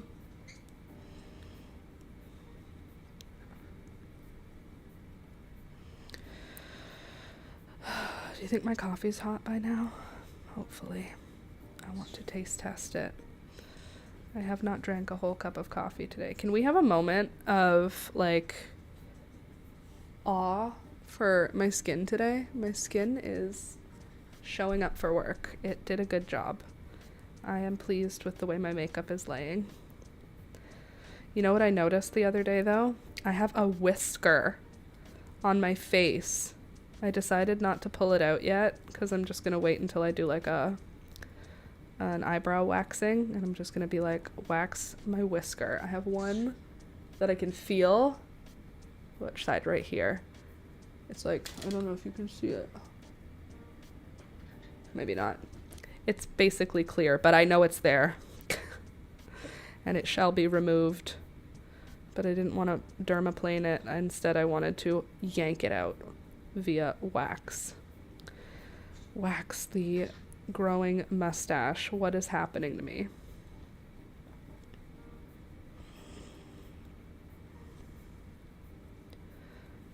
There we go. Almost at the end of the row. Feel like I've done like 2 rows since being here today, and it's already 10:45, but you know, at least I'm getting it worked on. I'm doing the job that I've been avoiding. Work on this dang blanket.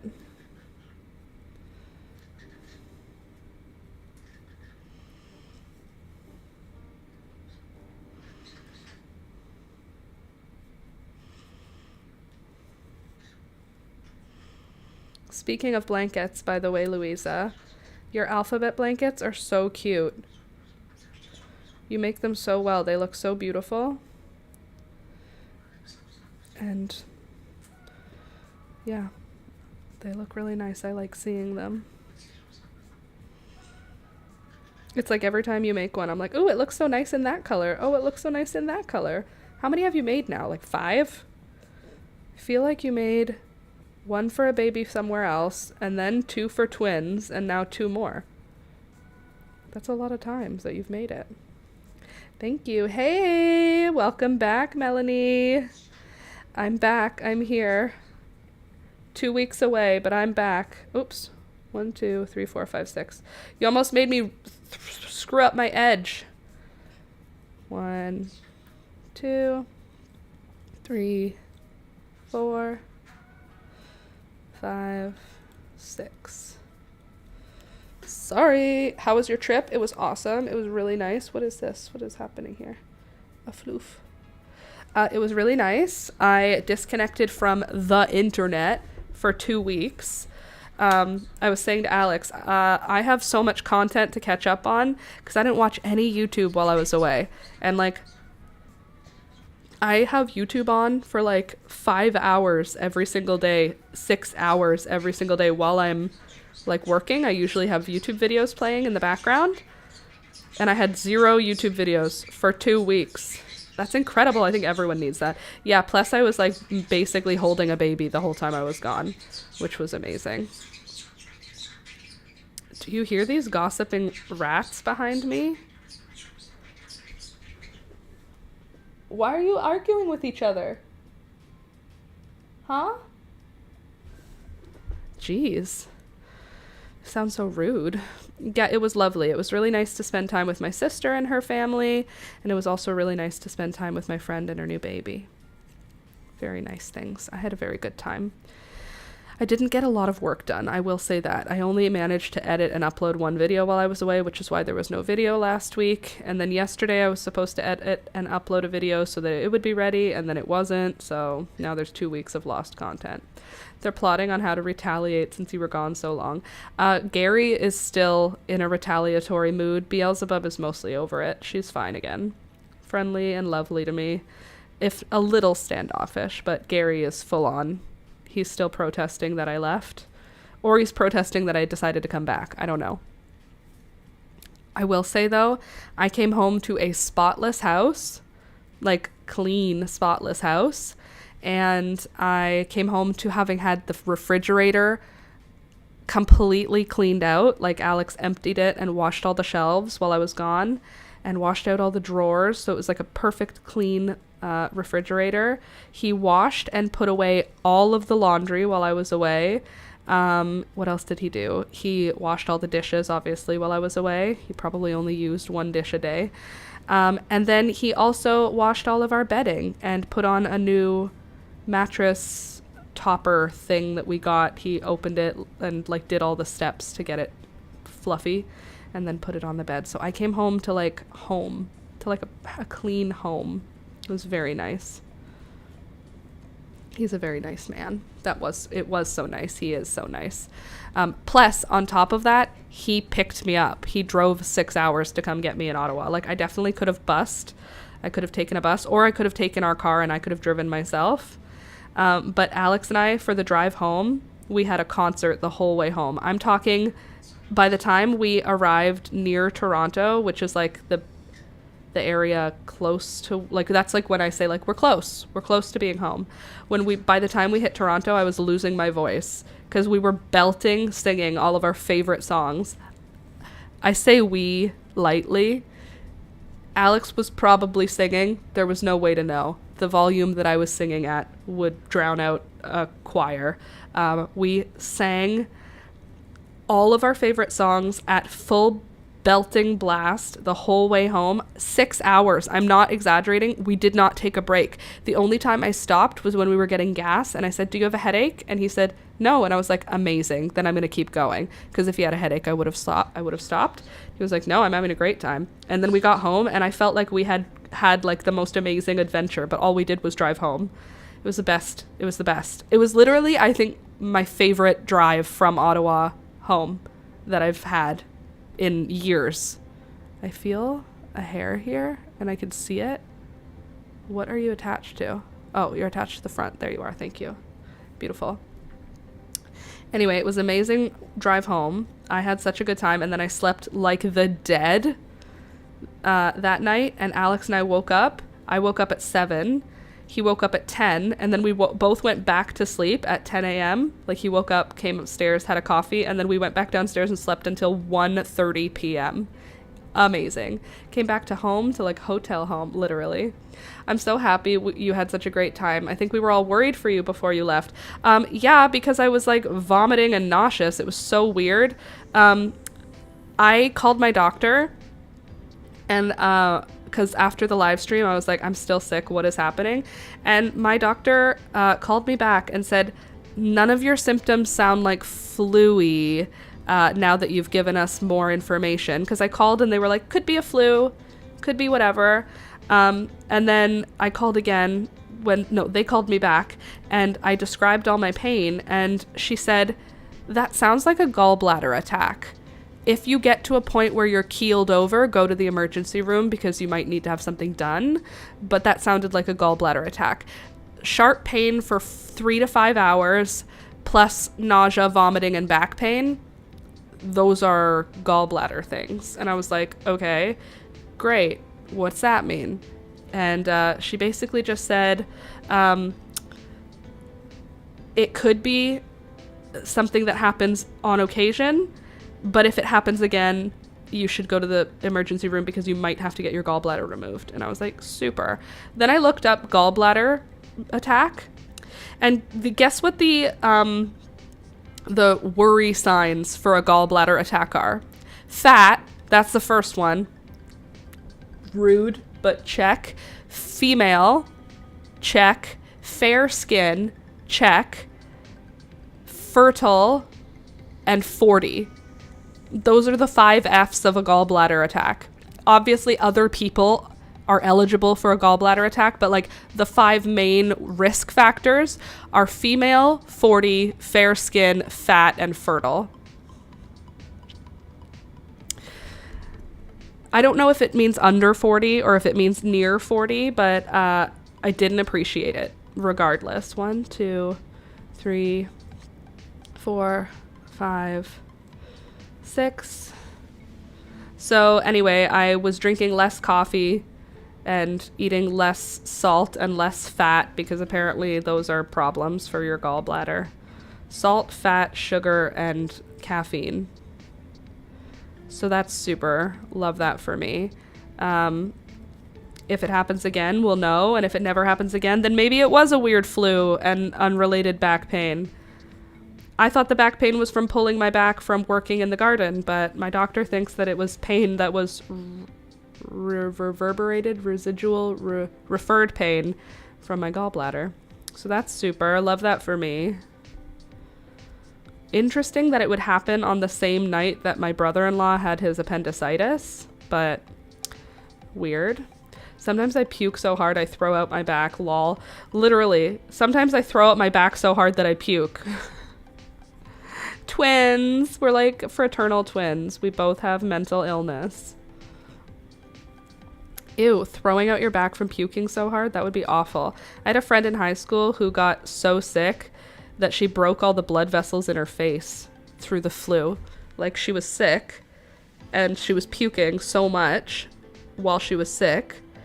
So much in the end that they ended up doing a fecal test and like a vomit test. She had to like send in those things to see if anything else was wrong because she had been throwing up for so many days in a row. But all of the blood vessels around her eyes, it looked like she had gray freckles all over her face around her eyes for like 2 weeks. But they were like broken blood vessels just from puking so hard. Fun facts about what can happen to you when you're unwell. Anyway, I was fine for the whole trip. We were careful. Like, we didn't do, there was a lot of hand washing. To be fair, I got sick while I was there also, like from a cold, because one of the toddlers that I was interacting with was just a full petri dish the whole time I was there. Like, the whole time I was there, I was interacting with a petri dish. Luckily, the babies that I interacted with were not made sick by the toddlers. Sounds like hell, your friend. It was for her. Because babies. Yeah, due to babies and toddlers, I was sick the whole time. I'm still getting over whatever happened. I still have congestion, but that's no big. Yeah, I had an amazing time. I got to spend a whole lot of time with my sister, which is nice because she lives far away. So usually we only get a couple of days to see each other at a time. Like, over the course of a year, it's just not very often that we get to spend time together. So this was nice because I stayed at her home. So I got to see her like every single day, which is lovely. And I got to see my nibblings, which was lovely. And I got to see the new baby, which is also lovely. We love all of that. I used to be so terrified of it, but it still sucks so bad. I had an eating disorder in high school, so vomiting does not scare me. I don't love vomiting babies. Like, babies vomiting on me grosses me out. And other people's vomiting grosses me out, but me vomiting, it's like, oh, this is inconvenient. I don't have like a gross fear, like I'm not grossed out by it or fearful of it. It's just something that happens when it's gonna happen. Really, I'm the total opposite. Grown people, ew, but babies or pets, I'm whatever. Grown people, I don't want to interact with it, but like pets, pet vomit is vile, truly vile. I've never met an animal that I could tolerate their vomit. Pet vomit is vile. Baby vomit's just gross because it's gooey. That being said, the amount of times I got like milk barf on me while I was there was like, the first couple of days I was changing my outfit when it would happen. I would change my shirt when I got vomited on.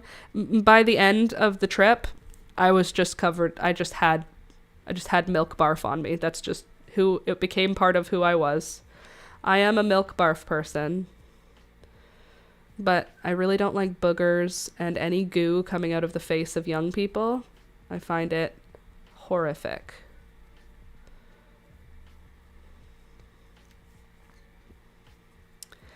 That's that for that.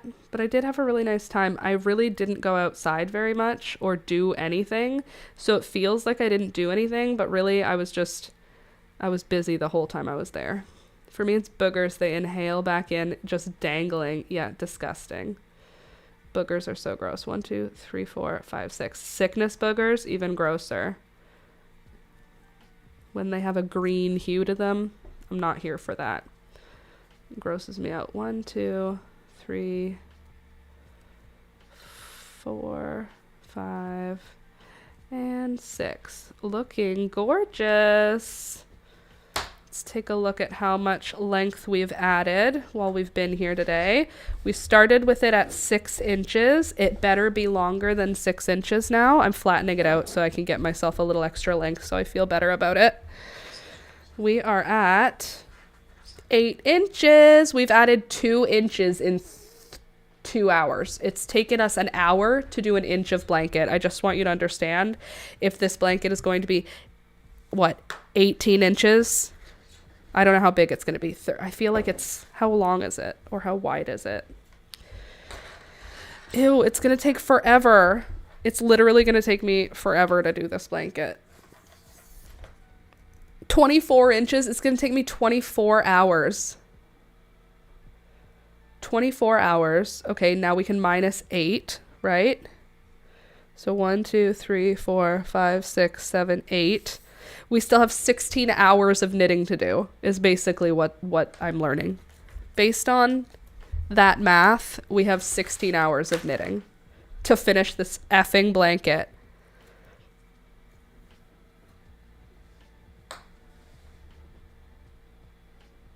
That means it's going to take me all the way until, so Friday, Monday, Wednesday, Friday, Monday. Ugh, it's going to take me a whole other week if we only knitted for every live stream. That would be awful. But it's really pretty. Isn't it pretty?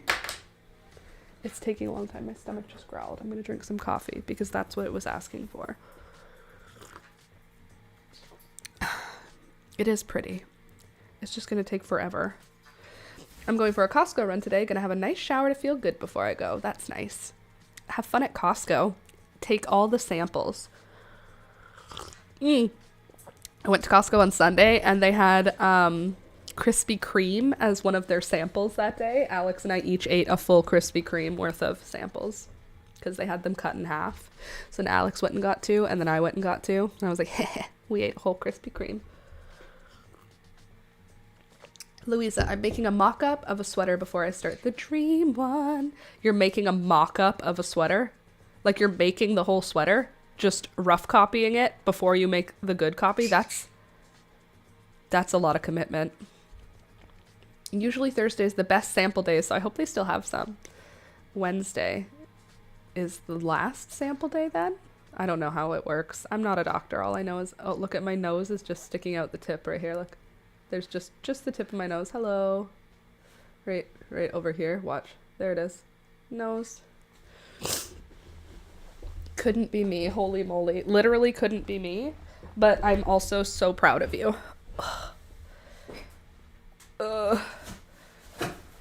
morning, Michelle. I'm trying to put my legs up on a cardboard box that's broken. Love that for me. Oh, we love this for me too. That's cute. Little paunch. Ugh. Oh, Lordy. I guess you don't really need to be watching the overhead while I drink my coffee. Yeah, I want to be sure it fits perfect. Good for you, Louisa. Honestly, a lot of work, but good for you. Crochet or knit? A mock-up? Are you making it with yarn you like at least so that you'll also be able to wear the mock-up? Or are you gonna frog the mock-up after you're done? Because absolutely not.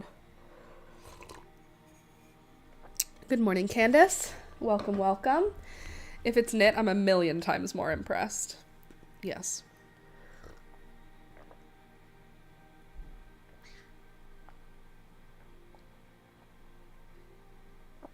Can I show you my outfit today? I'm actually super into it. I feel like it fits my vibe really well. Because these pants are like high-waisted. They're like up on my midsection. And then this shirt is like almost cropped. So you can see my belt, but not like my tummy. Isn't it cute? Got my really cute little pants. And then the shirt is like boxy, but also like knit, so it's cute. And I feel like the colors look cute together. Like, oh, I'm just a casual girl. It looks like cashmere. It is Angora and lamb's wool. How much would an Angora and lamb's wool sweater be, sweater be brand new? I wonder if it has the brand on it. I feel like it does. Can I see? Let me see. Braemar. Jeremy Scott. Jeremy Scott. What was the word? Braemar. Braemar.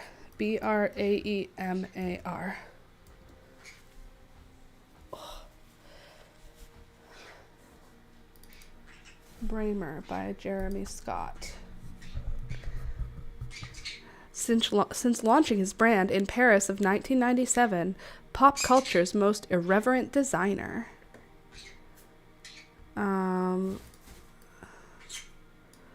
Wool sweater.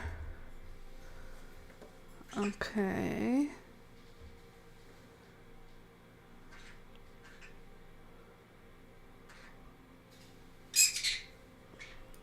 I must know.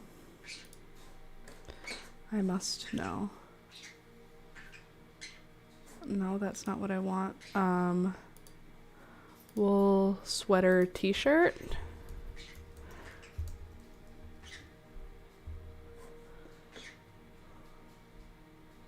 Maybe wool short sleeve.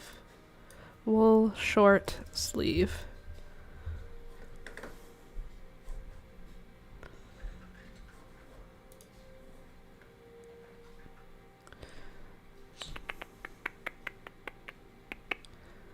Of course it's not findable, but would it be a blouse? Wool blouse? Blouse feels like a different word. Wool. Okay. Green Angora. Lamb's wool. I'll just do Angora and lamb's wool. When I get into this, I don't know what's wrong with me. I just have to find it. Okay. Blouse. No, not blouse. Braemar, Jeremy Scott, Angora. Let's search. No, let's search just Angora.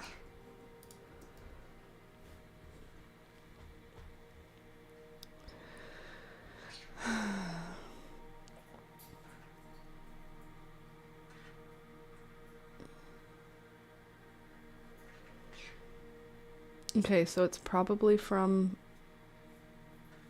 the 90s. And it doesn't exist. It's not a cardigan. Angora top. I feel like they're all tops, but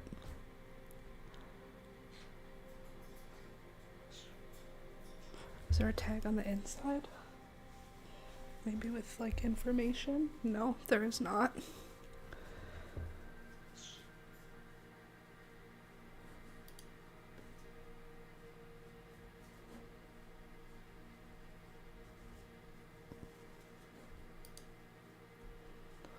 Okay, like $50. I feel like Angora and lamb's wool is gonna be some hefty price tag, don't you think? Anyway, guess how much I paid for it. Because, oh, look at this. Are you kidding me? That's so cute. Where did you go? Why are you hiding from me? Come back. Come back, cute little sweater. Why would you... Oh, look at this. Look how cute that is. It's a knitted sweater with leaves. Could be from England, called a jumper. T-top. I found the one on Poshmark in the wrong color. But it isn't the original price. You found it on Poshmark? The same cut? Okay, hold on. Let's see if I can find it on Poshmark.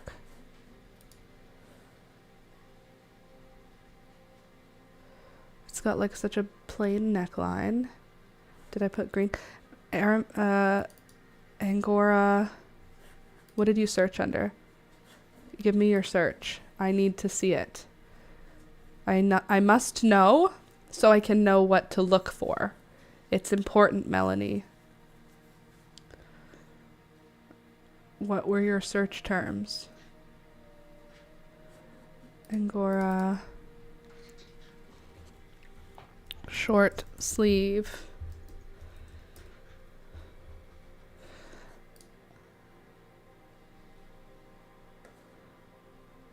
Why is this the... Okay, that's close. What about you? Are you silk or are you wool? Oh, it's vintage. Is it just vintage because we're all old now? Okay, let's search that. Okay.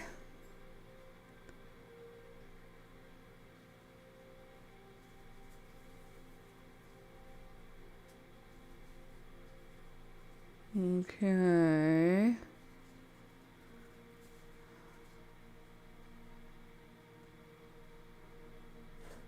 I am under images, so let's go under regular.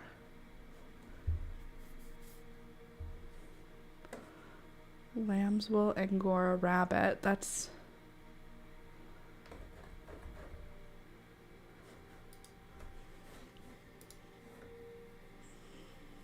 I'm gonna find it. Okay, let's look at Poshmark and search this. See if we can get it.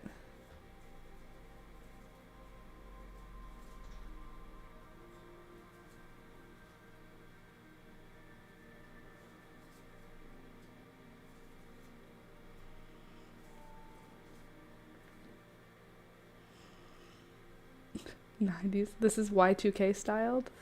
The fact that Y2K is vintage hurts my feelings. I will say that. I sent the link in live stream chat. Okay, good. Why is it hard for me to find? This is not the same thing because this one has a pearl clasp closure at the back. There's a little pearl button.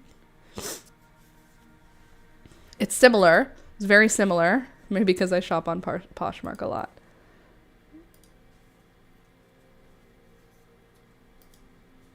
Y2K. I don't know about vintage. I don't know how I feel about it being called vintage. Let's search just that. See what else we get.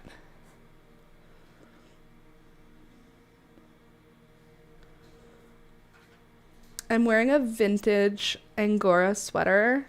When's it from? Like the late 90s. I feel a bit offended. Okay, this looks closer, but I don't think this is the right brand anymore, but it has that pearl at the back. Are you the same? No, you're not. But the idea is there. Also the color. So close. Yours is way cuter. Yeah, mine is so cute.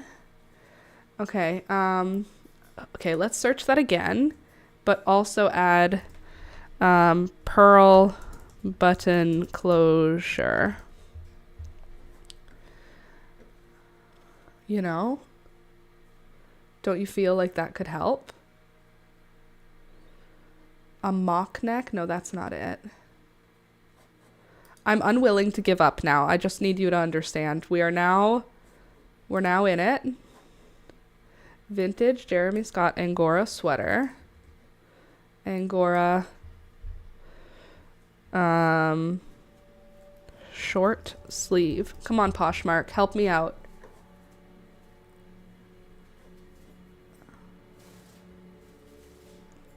It's like Poshmark doesn't even care about me. I'm losing focus. I'm losing interest. I need you to do better, Poshmark. Do you shop on Poshmark for real, for real? But you're in Canada. Is it still worth it to shop on Poshmark? Don't even tell me it is. Tell me it's awful. Tell me it's awful. I don't need a new one. Anyway, I paid $2 for this.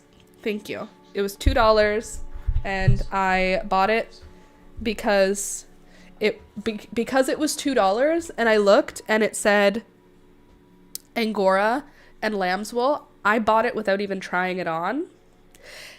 Then I tried it on and I was like, girl, she's meant for me. I don't even like this color on me usually, but I love how soft it is. Like, I want you to see. Do you see like the fuzz? Do you see the halo on the edge of it? Oh, she's so soft. She's so fuzzy. Also, whoever had her before me took real good care of her. I can't promise I'm going to do the same. I don't know where literal dirt is coming from, but I have like actual bits of soil. I worked in this sweater outside yesterday. That's literally why. Not yesterday, the day before. I try not to wash it too often because it's so beautiful. Oh, it's literally just Canadian? No, they definitely have it in the States because I watch YouTubers who shop on Poshmark. Don't they? No, they use ThreadUp. Okay. Well, I'm going to not look at it because then I'm going to start buying on it and then I'm going to have a spending problem and we don't need that for me. Just kidding. Okay. Back to knitting. I'm a knitter. How am I going to get a knitted blanket if I don't just sit down and do the dang thing? That gosh dang knitting. I tell you what. I don't even know if they have Poshmarks in the States. Poshmark in the States. It's a Canadian app. Well, great.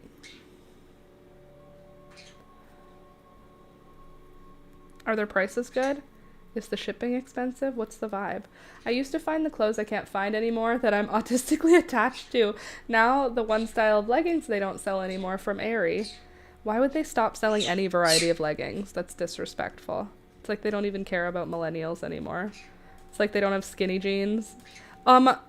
Also, the fact that they're like vintage Y2K style, flared vintage jeans. And I'm like, please stop. Stop. You're hurting my feelings. I'm not ready to be vintage, okay? What do you mean skinny jeans are old folks and flared jeans, which was our childhood, are cool again? The trick is to add it to a bundle or like it and the people will send you offers. You can talk them down quite a bit, especially if it's been up for a while. Ooh, it's for negotiation? I didn't know that. I hate negotiating. It's easier online though.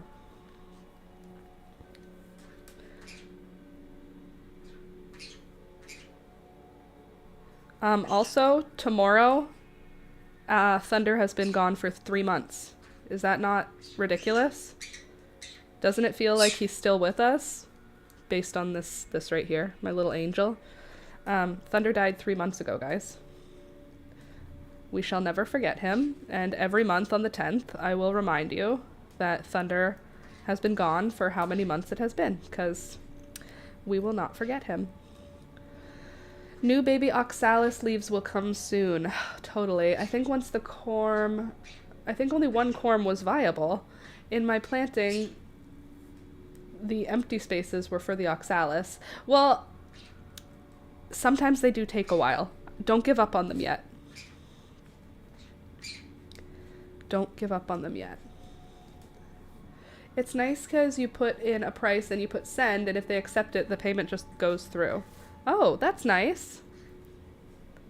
That's nice, so you don't even have to talk to them. I grew up with the first bell-bottom craze. Did you? Maybe. When was the first bell-bottom craze? Maybe it was earlier than you thought. Denim's been around for some time, you know. Denim has been a popular fabric for use in the United States for a long time. So maybe bell-bottoms actually happened even before that. Updated pic in Discord. Oh, awesome. I'm looking forward to seeing it. Let me finish my row because I have to do at least a couple of things while I'm here so that I'm not a fully slacking off slacker. Melanie, wow, that's crazy. It feels like he's still around because I really think he is. As long as he's not lonely, I don't want a lonely ghost dog. I hope that if he's around, he's just sleeping in his little dog bed, you know? I finally cleaned up his food bowl and his water bowl, which made me cry, but now his food and water bowl are gone. They're not gone. They're just been put away. And all of his dog beds have now been washed. I have one blanket, the blanket we took him to the vet when we put him down. That hasn't been washed yet, but other than that, everything has been washed and put away. So we're going through the processes. Grieving is slow. Big hugs, thanks.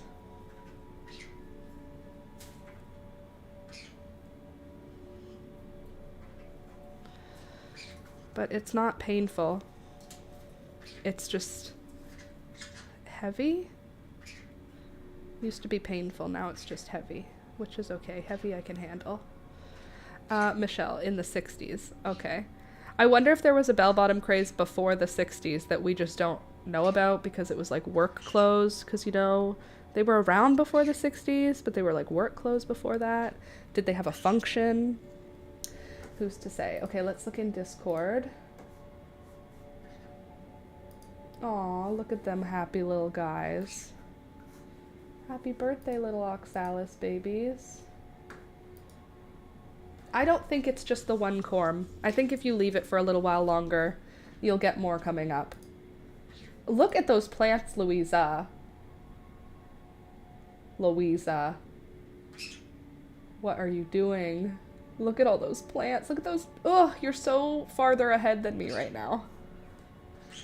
The oxalis is, in fact, looking great, though. And I bet you...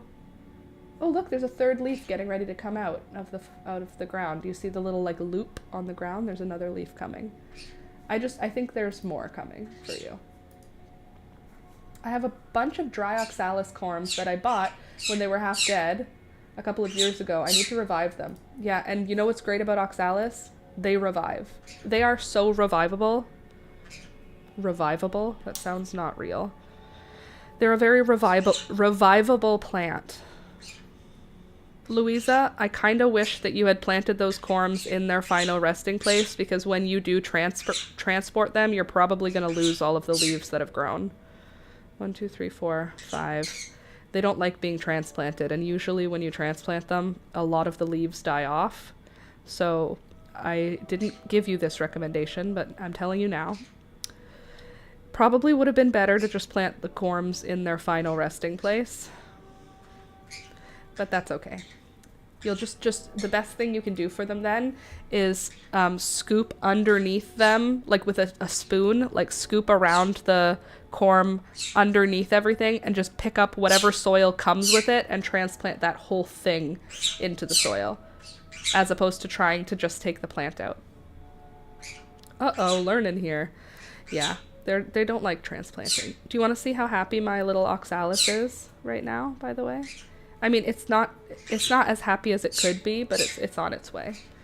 I love bulbs and corms. Okay, first of all, a little dramatic Beelzebub. So on top of, excuse me, yes, this has a lot of leaves, and yes, the leaves are super scraggly. It's because it has had to reach for the light.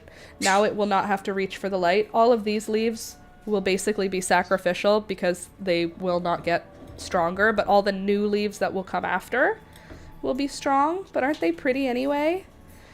Like this one is already a beautiful big strong leaf. Most of these ones are super scraggly. I could cut them and root them into new plants, but if you look at what's coming out of the soil, lots of new leaves are coming. They're on their way. Isn't she cute?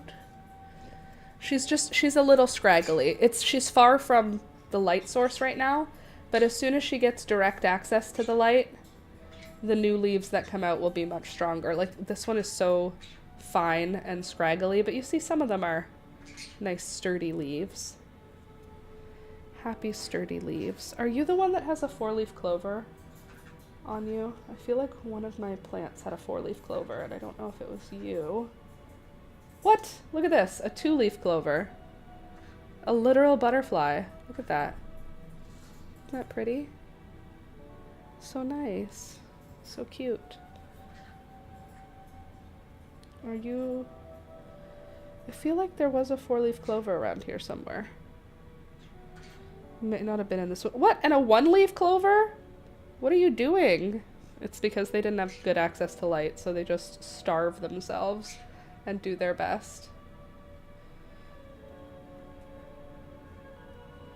I just love giving her a little harassment because then she gets stronger. She grows in adversity. So if you give her wind by doing this, she'll be so angry for the next like hour and a half, and then the leaves will all be like, oh, how good. Also, look, another deformed leaf that only is opening one properly.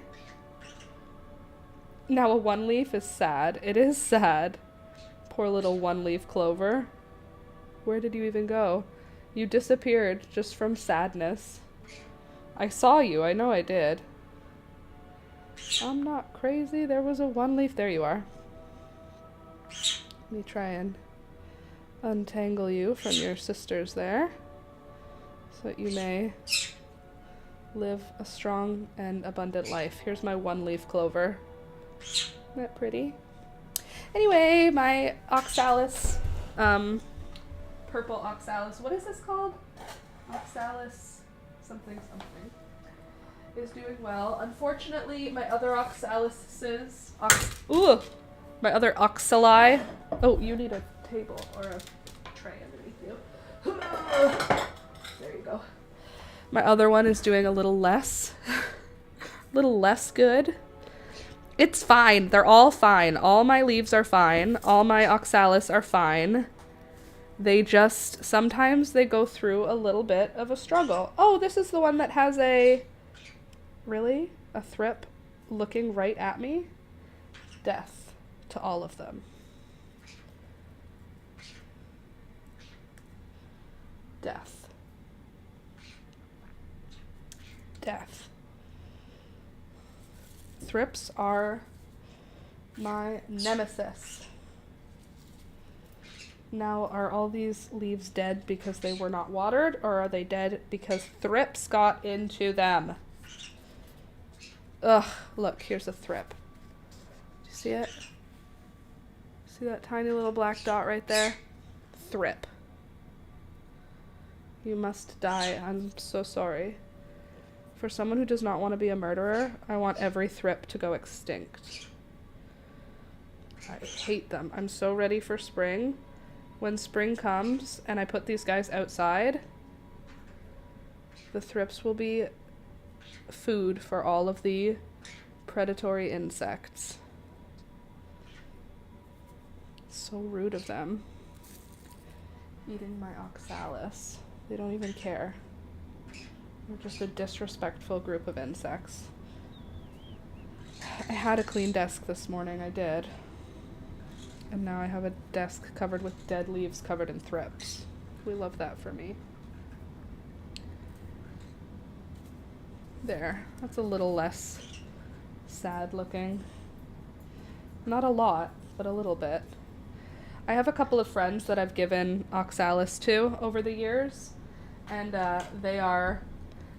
they don't believe me that they'll come back to life. So I often say, don't throw them out.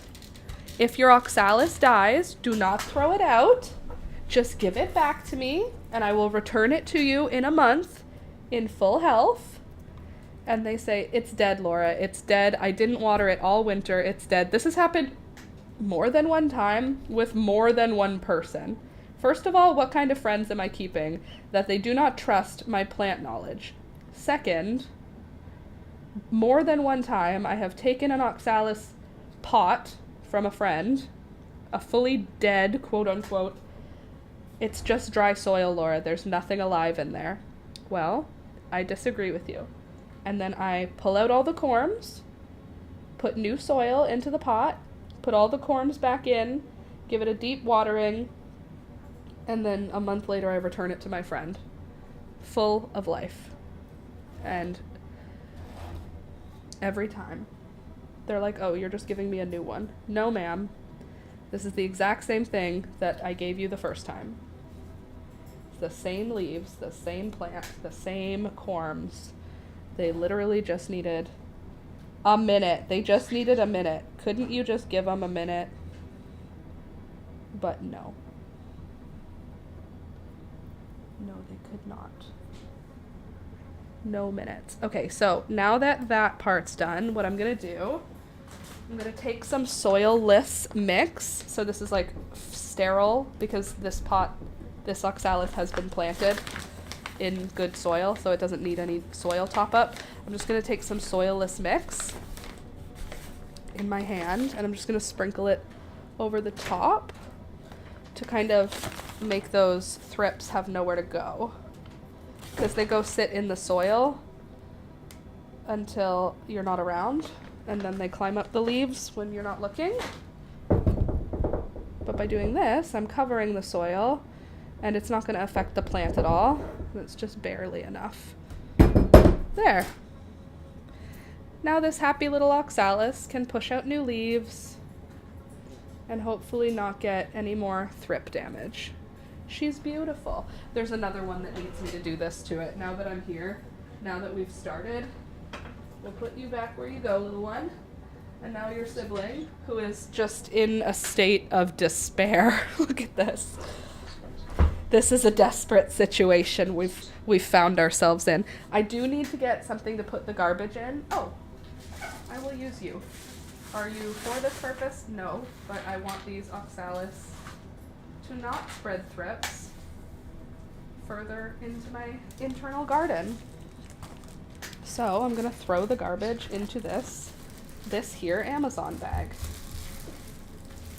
Beautiful. All right, so I'm gonna remove all the leaves that have visible thrips on them, which is probably gonna be lots of them. F frickin' thrips. I hate them so much. I hate you. I hate you, little bug. Do you understand? Look at this. See this tiny little insect? Do you even see it? It's so small. Is it on my fingers now? No, it's right here. You don't even get to see it. Just believe me. There's a thrip on the stem, and it deserves to suffer. Laura, I thought you said you really wanted to work on that blanket and get as much knitting done as you could. I don't need your judgment. That's just not what's happening right now, okay? Are you thripped? You're not thripped, you're just sad. It's just the way that you look. Evil insects. They are evil. They're not. They're just here because I have not treated them. I have not made them leave, so they stay. I created a perfect environment for them to live in, and so they did. They're just doing what thrips do. I just don't like them. But I don't even care that much at this time of year, because I know as long as I can keep the plant from dying for like a month, it's gonna be fine, because they're gonna go outside, and then what, the ladybugs and the lacewings and all of the predatory insects will go to town, and then these beautiful little oxalis babies will live out their happy lives, making tons of leaves all summer long, and then they'll come back in for the winter to suffer again. It's just, sometimes that's just what has to happen. You have to have a hard winter like the rest of us. What, you think you're just gonna have a beautiful summer and then an easy winter? No. Not in this house. Thrips won't even see it coming. They literally won't even see it coming. Because they don't know that they're in a plant pot, and they won't know that they're suddenly living outside. Because they don't know anything, because they're thrips. Or maybe they have a society and I am disrupting a full city right now. Who's to say? I don't speak thrip. All I know is that they don't have respect for me, so I don't have respect for them. Have we got any more thrips on these here remaining 4 leaves? You do. You have a thrip. I could feel it before I even saw it. You dirty scoundrels. Alright, that's looking real sad now, but it does have less thrips. I see you, you little fungus gnat. I have those sticky traps now in my whole garden zone because the fungus gnats they've arrived. They took a long time to get here this winter, but they're here now. The fungus gnats are back. I don't care. I don't care. I don't have fruit flies. I don't have, knock on wood, I don't have any mealy bugs or anything else of that nature. So it's fine. A few fungus gnats are not going to kill me. I inhaled one just the other day. Delicious. Why breathe air when you could breathe insects? Okay, there should not be springtails in here. What are you guys doing in here? This is not where you guys live. You guys live in the terrarium. What are you doing? You're embarrassing yourselves. You don't even go here. Okay. There we go. Then we can press this down just a little for security purposes. And then we'll take some of that soilless mix. Give her the old top up. Extra protein. That's what Alex would have said. He says that anytime something disgusting happens involving an insect. It's just protein. Or if there's hair in food, if we go somewhere and there's a piece of hair in the food, he just says it's just protein. Okay, do you want to eat protein that was on Shelly's head? Because I'm not interested in eating Shelly's proteins. Thank you. Okay, I'm also going to throw out the dirt that's underneath here. Okay, so there we go. That's the saddest oxalis. It's okay. She'll be fine. She'll survive the trip. It's okay. Everybody has a hard time at the end of winter. Okay? Everybody.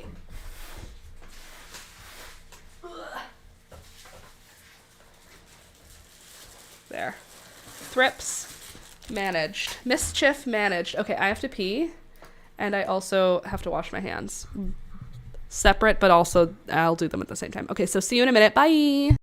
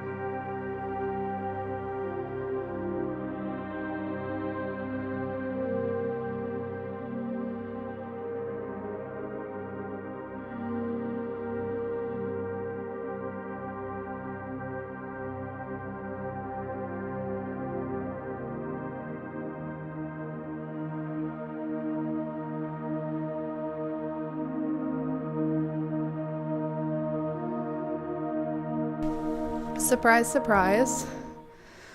I leave for a minute and a bird comes out here to do bird crimes. Pulling apart stuff on my desk. Ugh. I'm like, dance, dance, dance. Did you see the bird do bird crimes? Oh, Lordy. Back to work. She danced on your chair for a second, then disappeared, so I assumed crimes. It was crimes. She was ripping up stuff on my desk. She didn't touch my knitting, though, so that's nice. Because she totally would do that. Oh my gosh, shush. Stop trying to look for stuff. There's nothing for you here.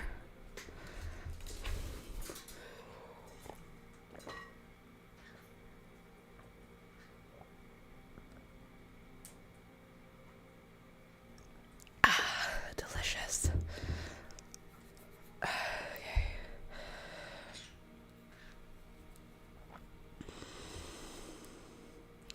Hold on. Gotta get my pearl setup going. There we go. Of course she comes to my chair and does a dancey dance for you guys while I'm gone. It's like she's literally showing off that she can do bird crimes. Some birds, you know, just out here being criminals. It's not some birds. I think it's all birds. I don't think I have birds that are special. I think birds are criminals. You know, people say birds aren't real. They're just government drones doing photos. I disagree. I don't think birds aren't real. I think they're just criminals. Birds can't be not real because they're doing too many crimes. I've seen too many bird crimes. Oops. There you go. I need to find a faster pearl. I have a good fast knit now. My pearl is still quite lackluster. There's not a lot of luster in my purling. Needs to be faster. I'm gonna look it up. No, I'm not. I'm definitely not gonna look anything up. I love the bluebird online that goes into the cabinet and does crimes. Yes! I think its name is Prince. Prince the Quaker parrot or lovebird? The little one. They're like, Prince-topher, you're out of control, Prince-topher. Prince-topher. I say a lot of things to my birds. I'm glad they have not become birds that try to get into the cabinets and shelves. They're as long as it's on top of a surface, they are criminals, but they haven't yet gone into, like they haven't tried to get into my shelves or anything. Then she taps on all the glasses, yeah, and knocks over when they put like cans, they put empty cans in, and she knocks them all over, like aggressively. Disrespect your surroundings style. Luckily, mine are not quite so aware of all the places that they can get into. Like, my shelves have so much stuff that they could ruin, but they only know that they can go on the top shelf. They don't know that all of the shelves could easily be accessible to them. And I appreciate that. It sucks because I can't have a ton of decoration on the top shelves. Like, I want to have, like, vases and stuff, but they'll fuck around in there. Get their bird poop all over everything. I don't know how I'm going to manage that when we move to our next location. Like, we can't have carpet because birds poop everywhere. So it needs to be hard floors. But also, like, if I have shelving, I have to take out my grow lights today, or I have to set them up. ADD brain. She's a cute bird. Beelzebub, you're a cute bird too. You're just a criminal. A criminal. She's sitting looking at me so cute. She got one of her legs tucked up. Hey, baby, come here. Come here. Come here. Come on. Yeah, come here. Come on. Come on. here, baby. No, you said I am criminal. You are a criminal. You do crime. That's what make you criminal. Come here, baby. Yeah, come here.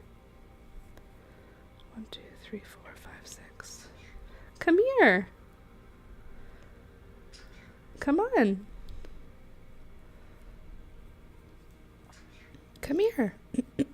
1, 2, 3, 4, 5, and 6. Come here.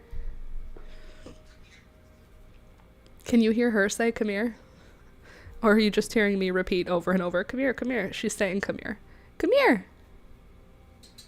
Yeah. Come here. That's what I say to the cats. Come here. I can hear her. Okay, good. I'm glad you can.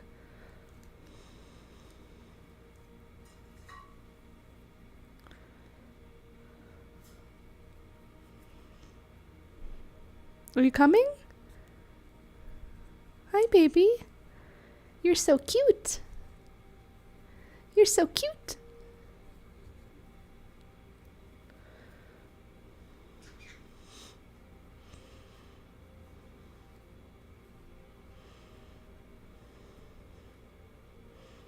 Sometimes I think she totally understands me, and then sometimes I'm like, she thinks we're just repeating each other's words. Like I'm saying, come here. I'm literally saying, come over here. I'm not just saying the words. I'm inviting you to come over here. Do you understand?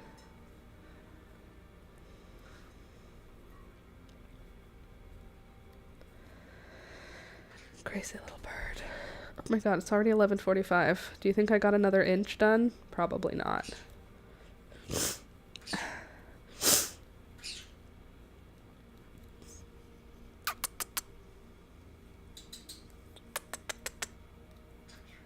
Yeah, come here. Come here, pretty bird. Gary, you're so cute. How about dancey dance? Can you say dancey dance? Dancey dance. Dancey dance. Dancey dance. Dancey dance. With an S. Dancey dance. Dancey dance. Dancey dance. You're missing the last sound. Dancey dance. Dancey dance. Dancey dance. Dance. Dancey dance. You're just saying dancey dan. Dancey, dancey, dancey dance. A dance, dance, dancey dance. Dancey, dancey, dancey dance. Dancey dance, dancey dance. A dancey dance. A dancey dance. She's just saying dancey dan. Dancey dan. Yeah, come here.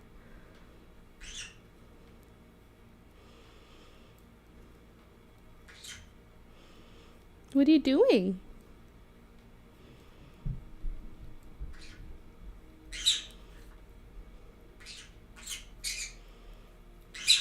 What are you doing? What? I can feel her getting ready to scream. What? What are you doing? What is it?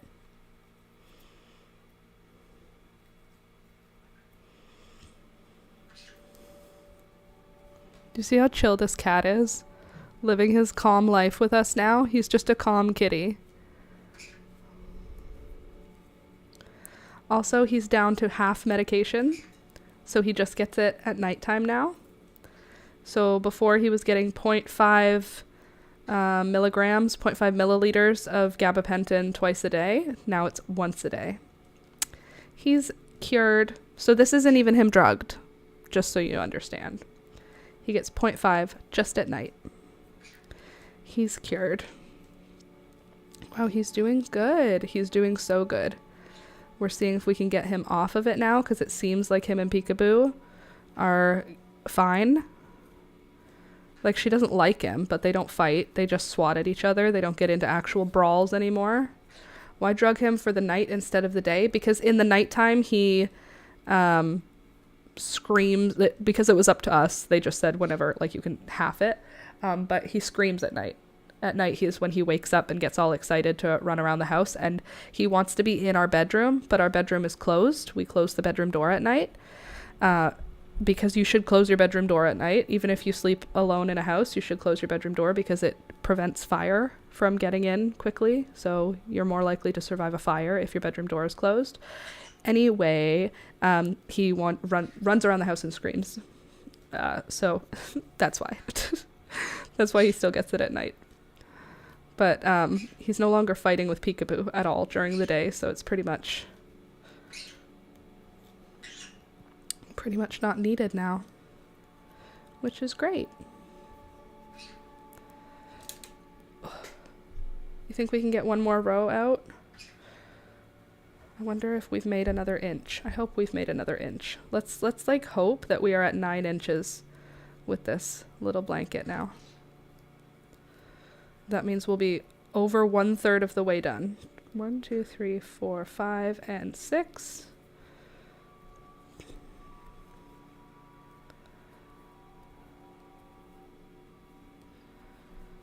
Beauty.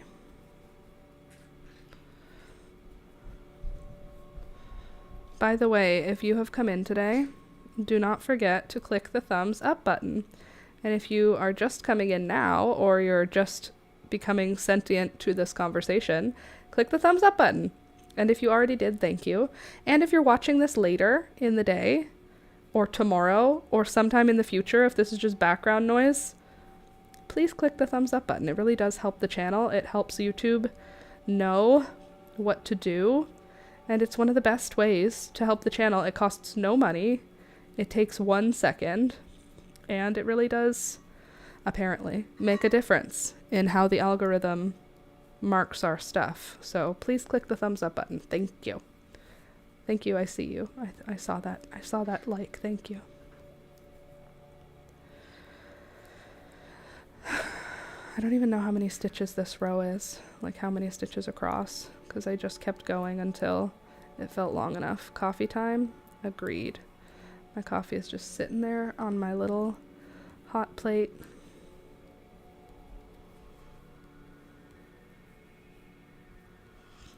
I have to get my grow lights out today. I have to set them up and plug them in. Don't let me forget.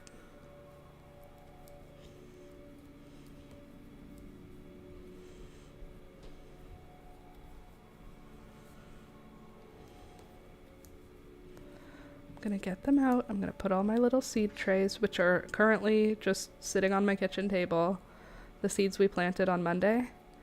None of them have germinated yet, so I'm not worried, but I do need to have the light ready because as soon as they germinate, they're gonna want bright, direct light on them. And imagine if they germinate and then there's no light ready, they're gonna all get leggy and horrible. And it'll be all my fault.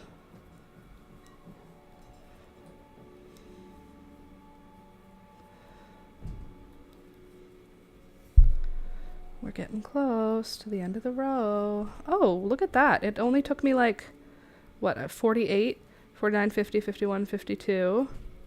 So that's 4 minutes to do a row. Let's see if I can finish the row before we hit 53, because that means I have 5 minutes to do one row. That would be great if I had an idea of how long one row takes me. Why would it be great? It doesn't actually matter, because then I can say I'll do one more row and then I'll start doing X, Y, Z, you know? Because I know it'll only be 5 minutes. Maybe.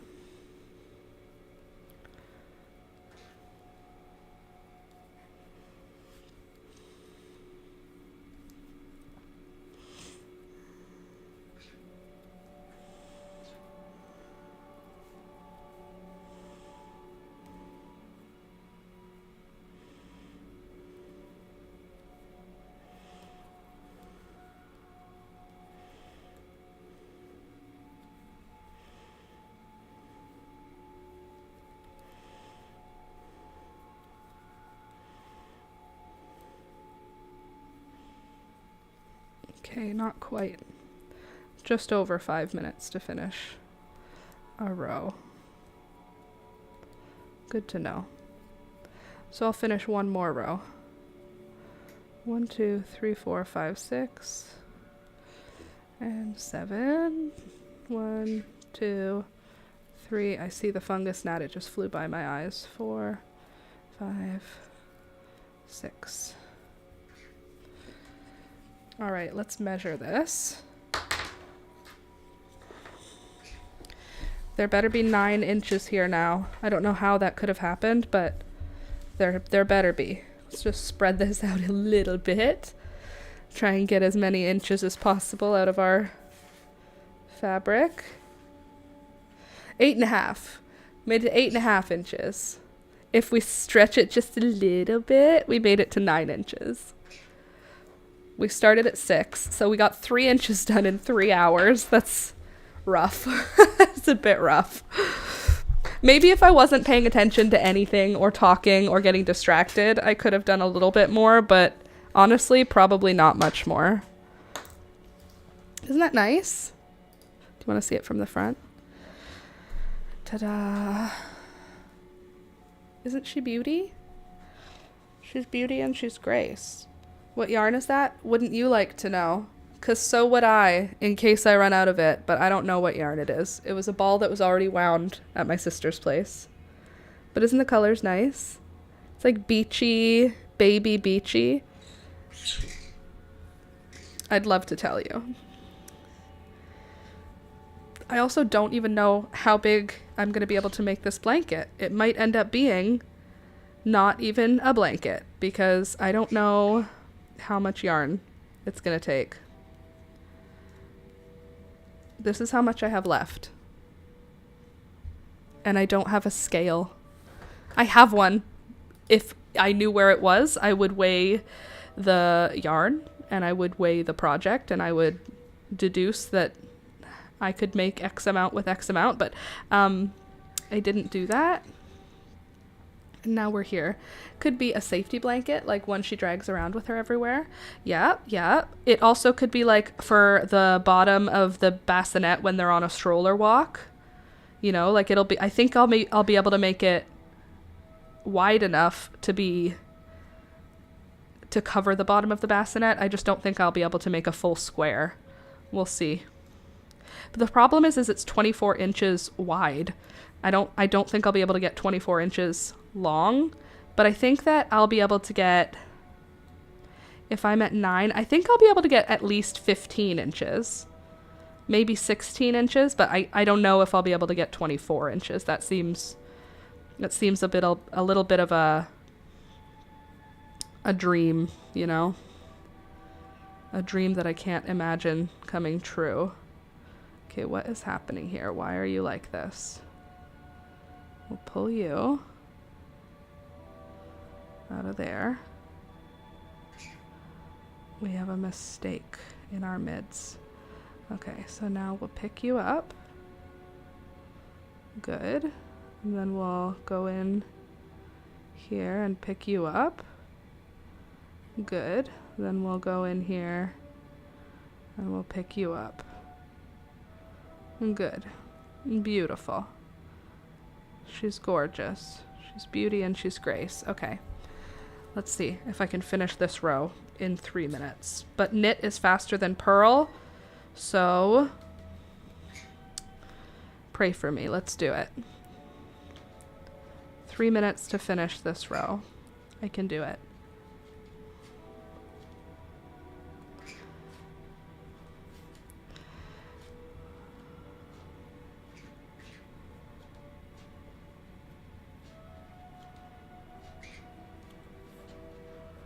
And seeing that is why I do not knit. I would have been lost and would have had to have taken it all apart. There was a time, Candace, when I would have been in the same boat as that.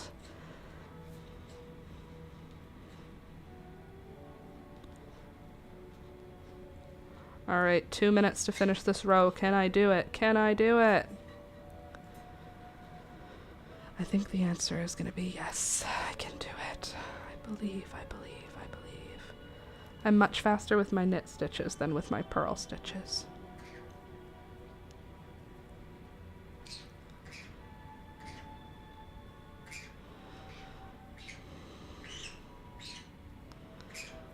We're almost there now, folks.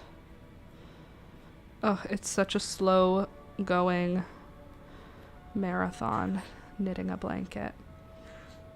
It's crazy seeing all the knitted blankets my sisters and my friends have from people when they had their babies. Like a lot of people give a knitted blanket, and they're like 36 inches by 36 inches, 24 inches by 24 inches. Those are the measurements generally that I've been seeing at my sisters and my friends' homes.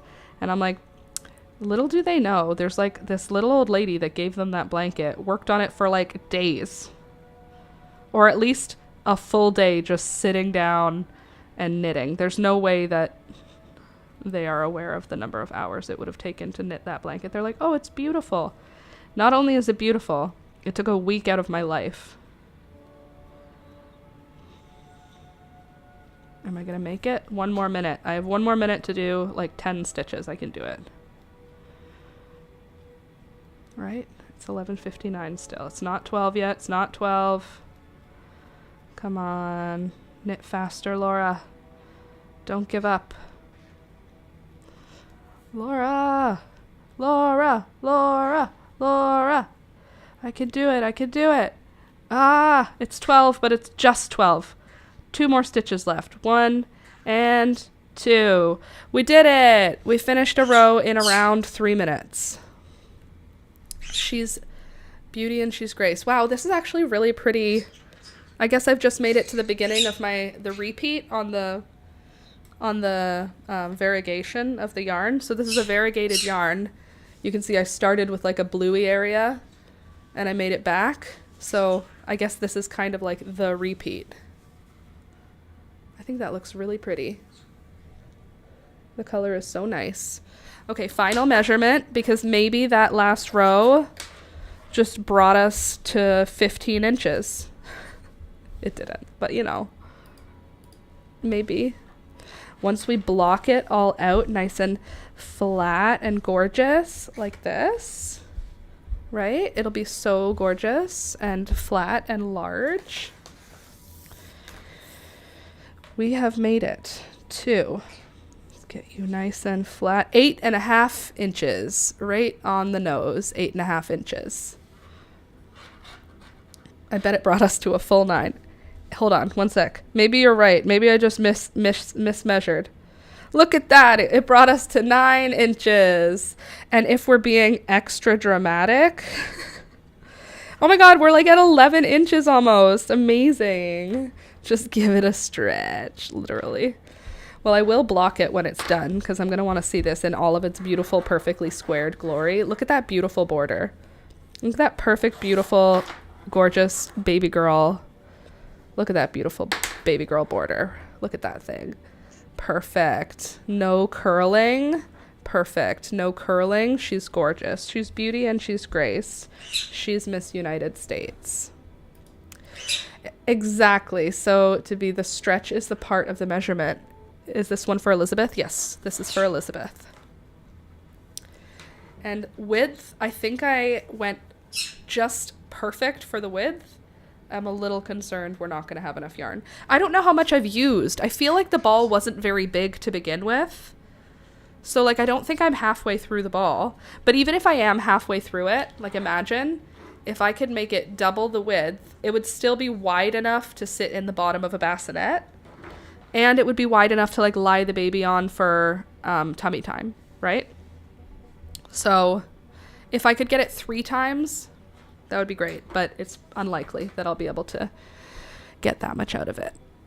I'm broken. I always think knitting takes so much more yarn than it does because I'm a crocheter. Right, so I'm looking at this and being like, this is not enough to make 10 rows, but in reality, it's knitting, so it is enough to make a lot more than what you would think.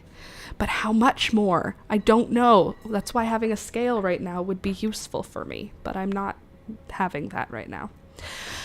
Okay, here we go. We made it. We made it to the end of another stream. Thank you to everyone who is supporting the channel. You guys are amazing. If you would like to join and become a YouTube member or a patron on my Patreon, check the links in the description box down below. And all the ways that you can support the channel will be listed down in there. I think the best one that you can join if you are not currently supporting the channel and you would like to, the best one would be Patreon. If you would like to support the channel with no monetary obligation, click the thumbs up button and subscribe. Those are all the great ways. So I love you guys. I really appreciate you being here. Thanks for coming back after I was gone for a couple of weeks. I will be back on Friday, April 11th. I will be back here at 9 a.m. because we get together Monday, Wednesday, Friday from 9 a.m. until 12 p.m. every single week, except for the last two because I was on vacay, but I'm back now. Okay, love you, bye!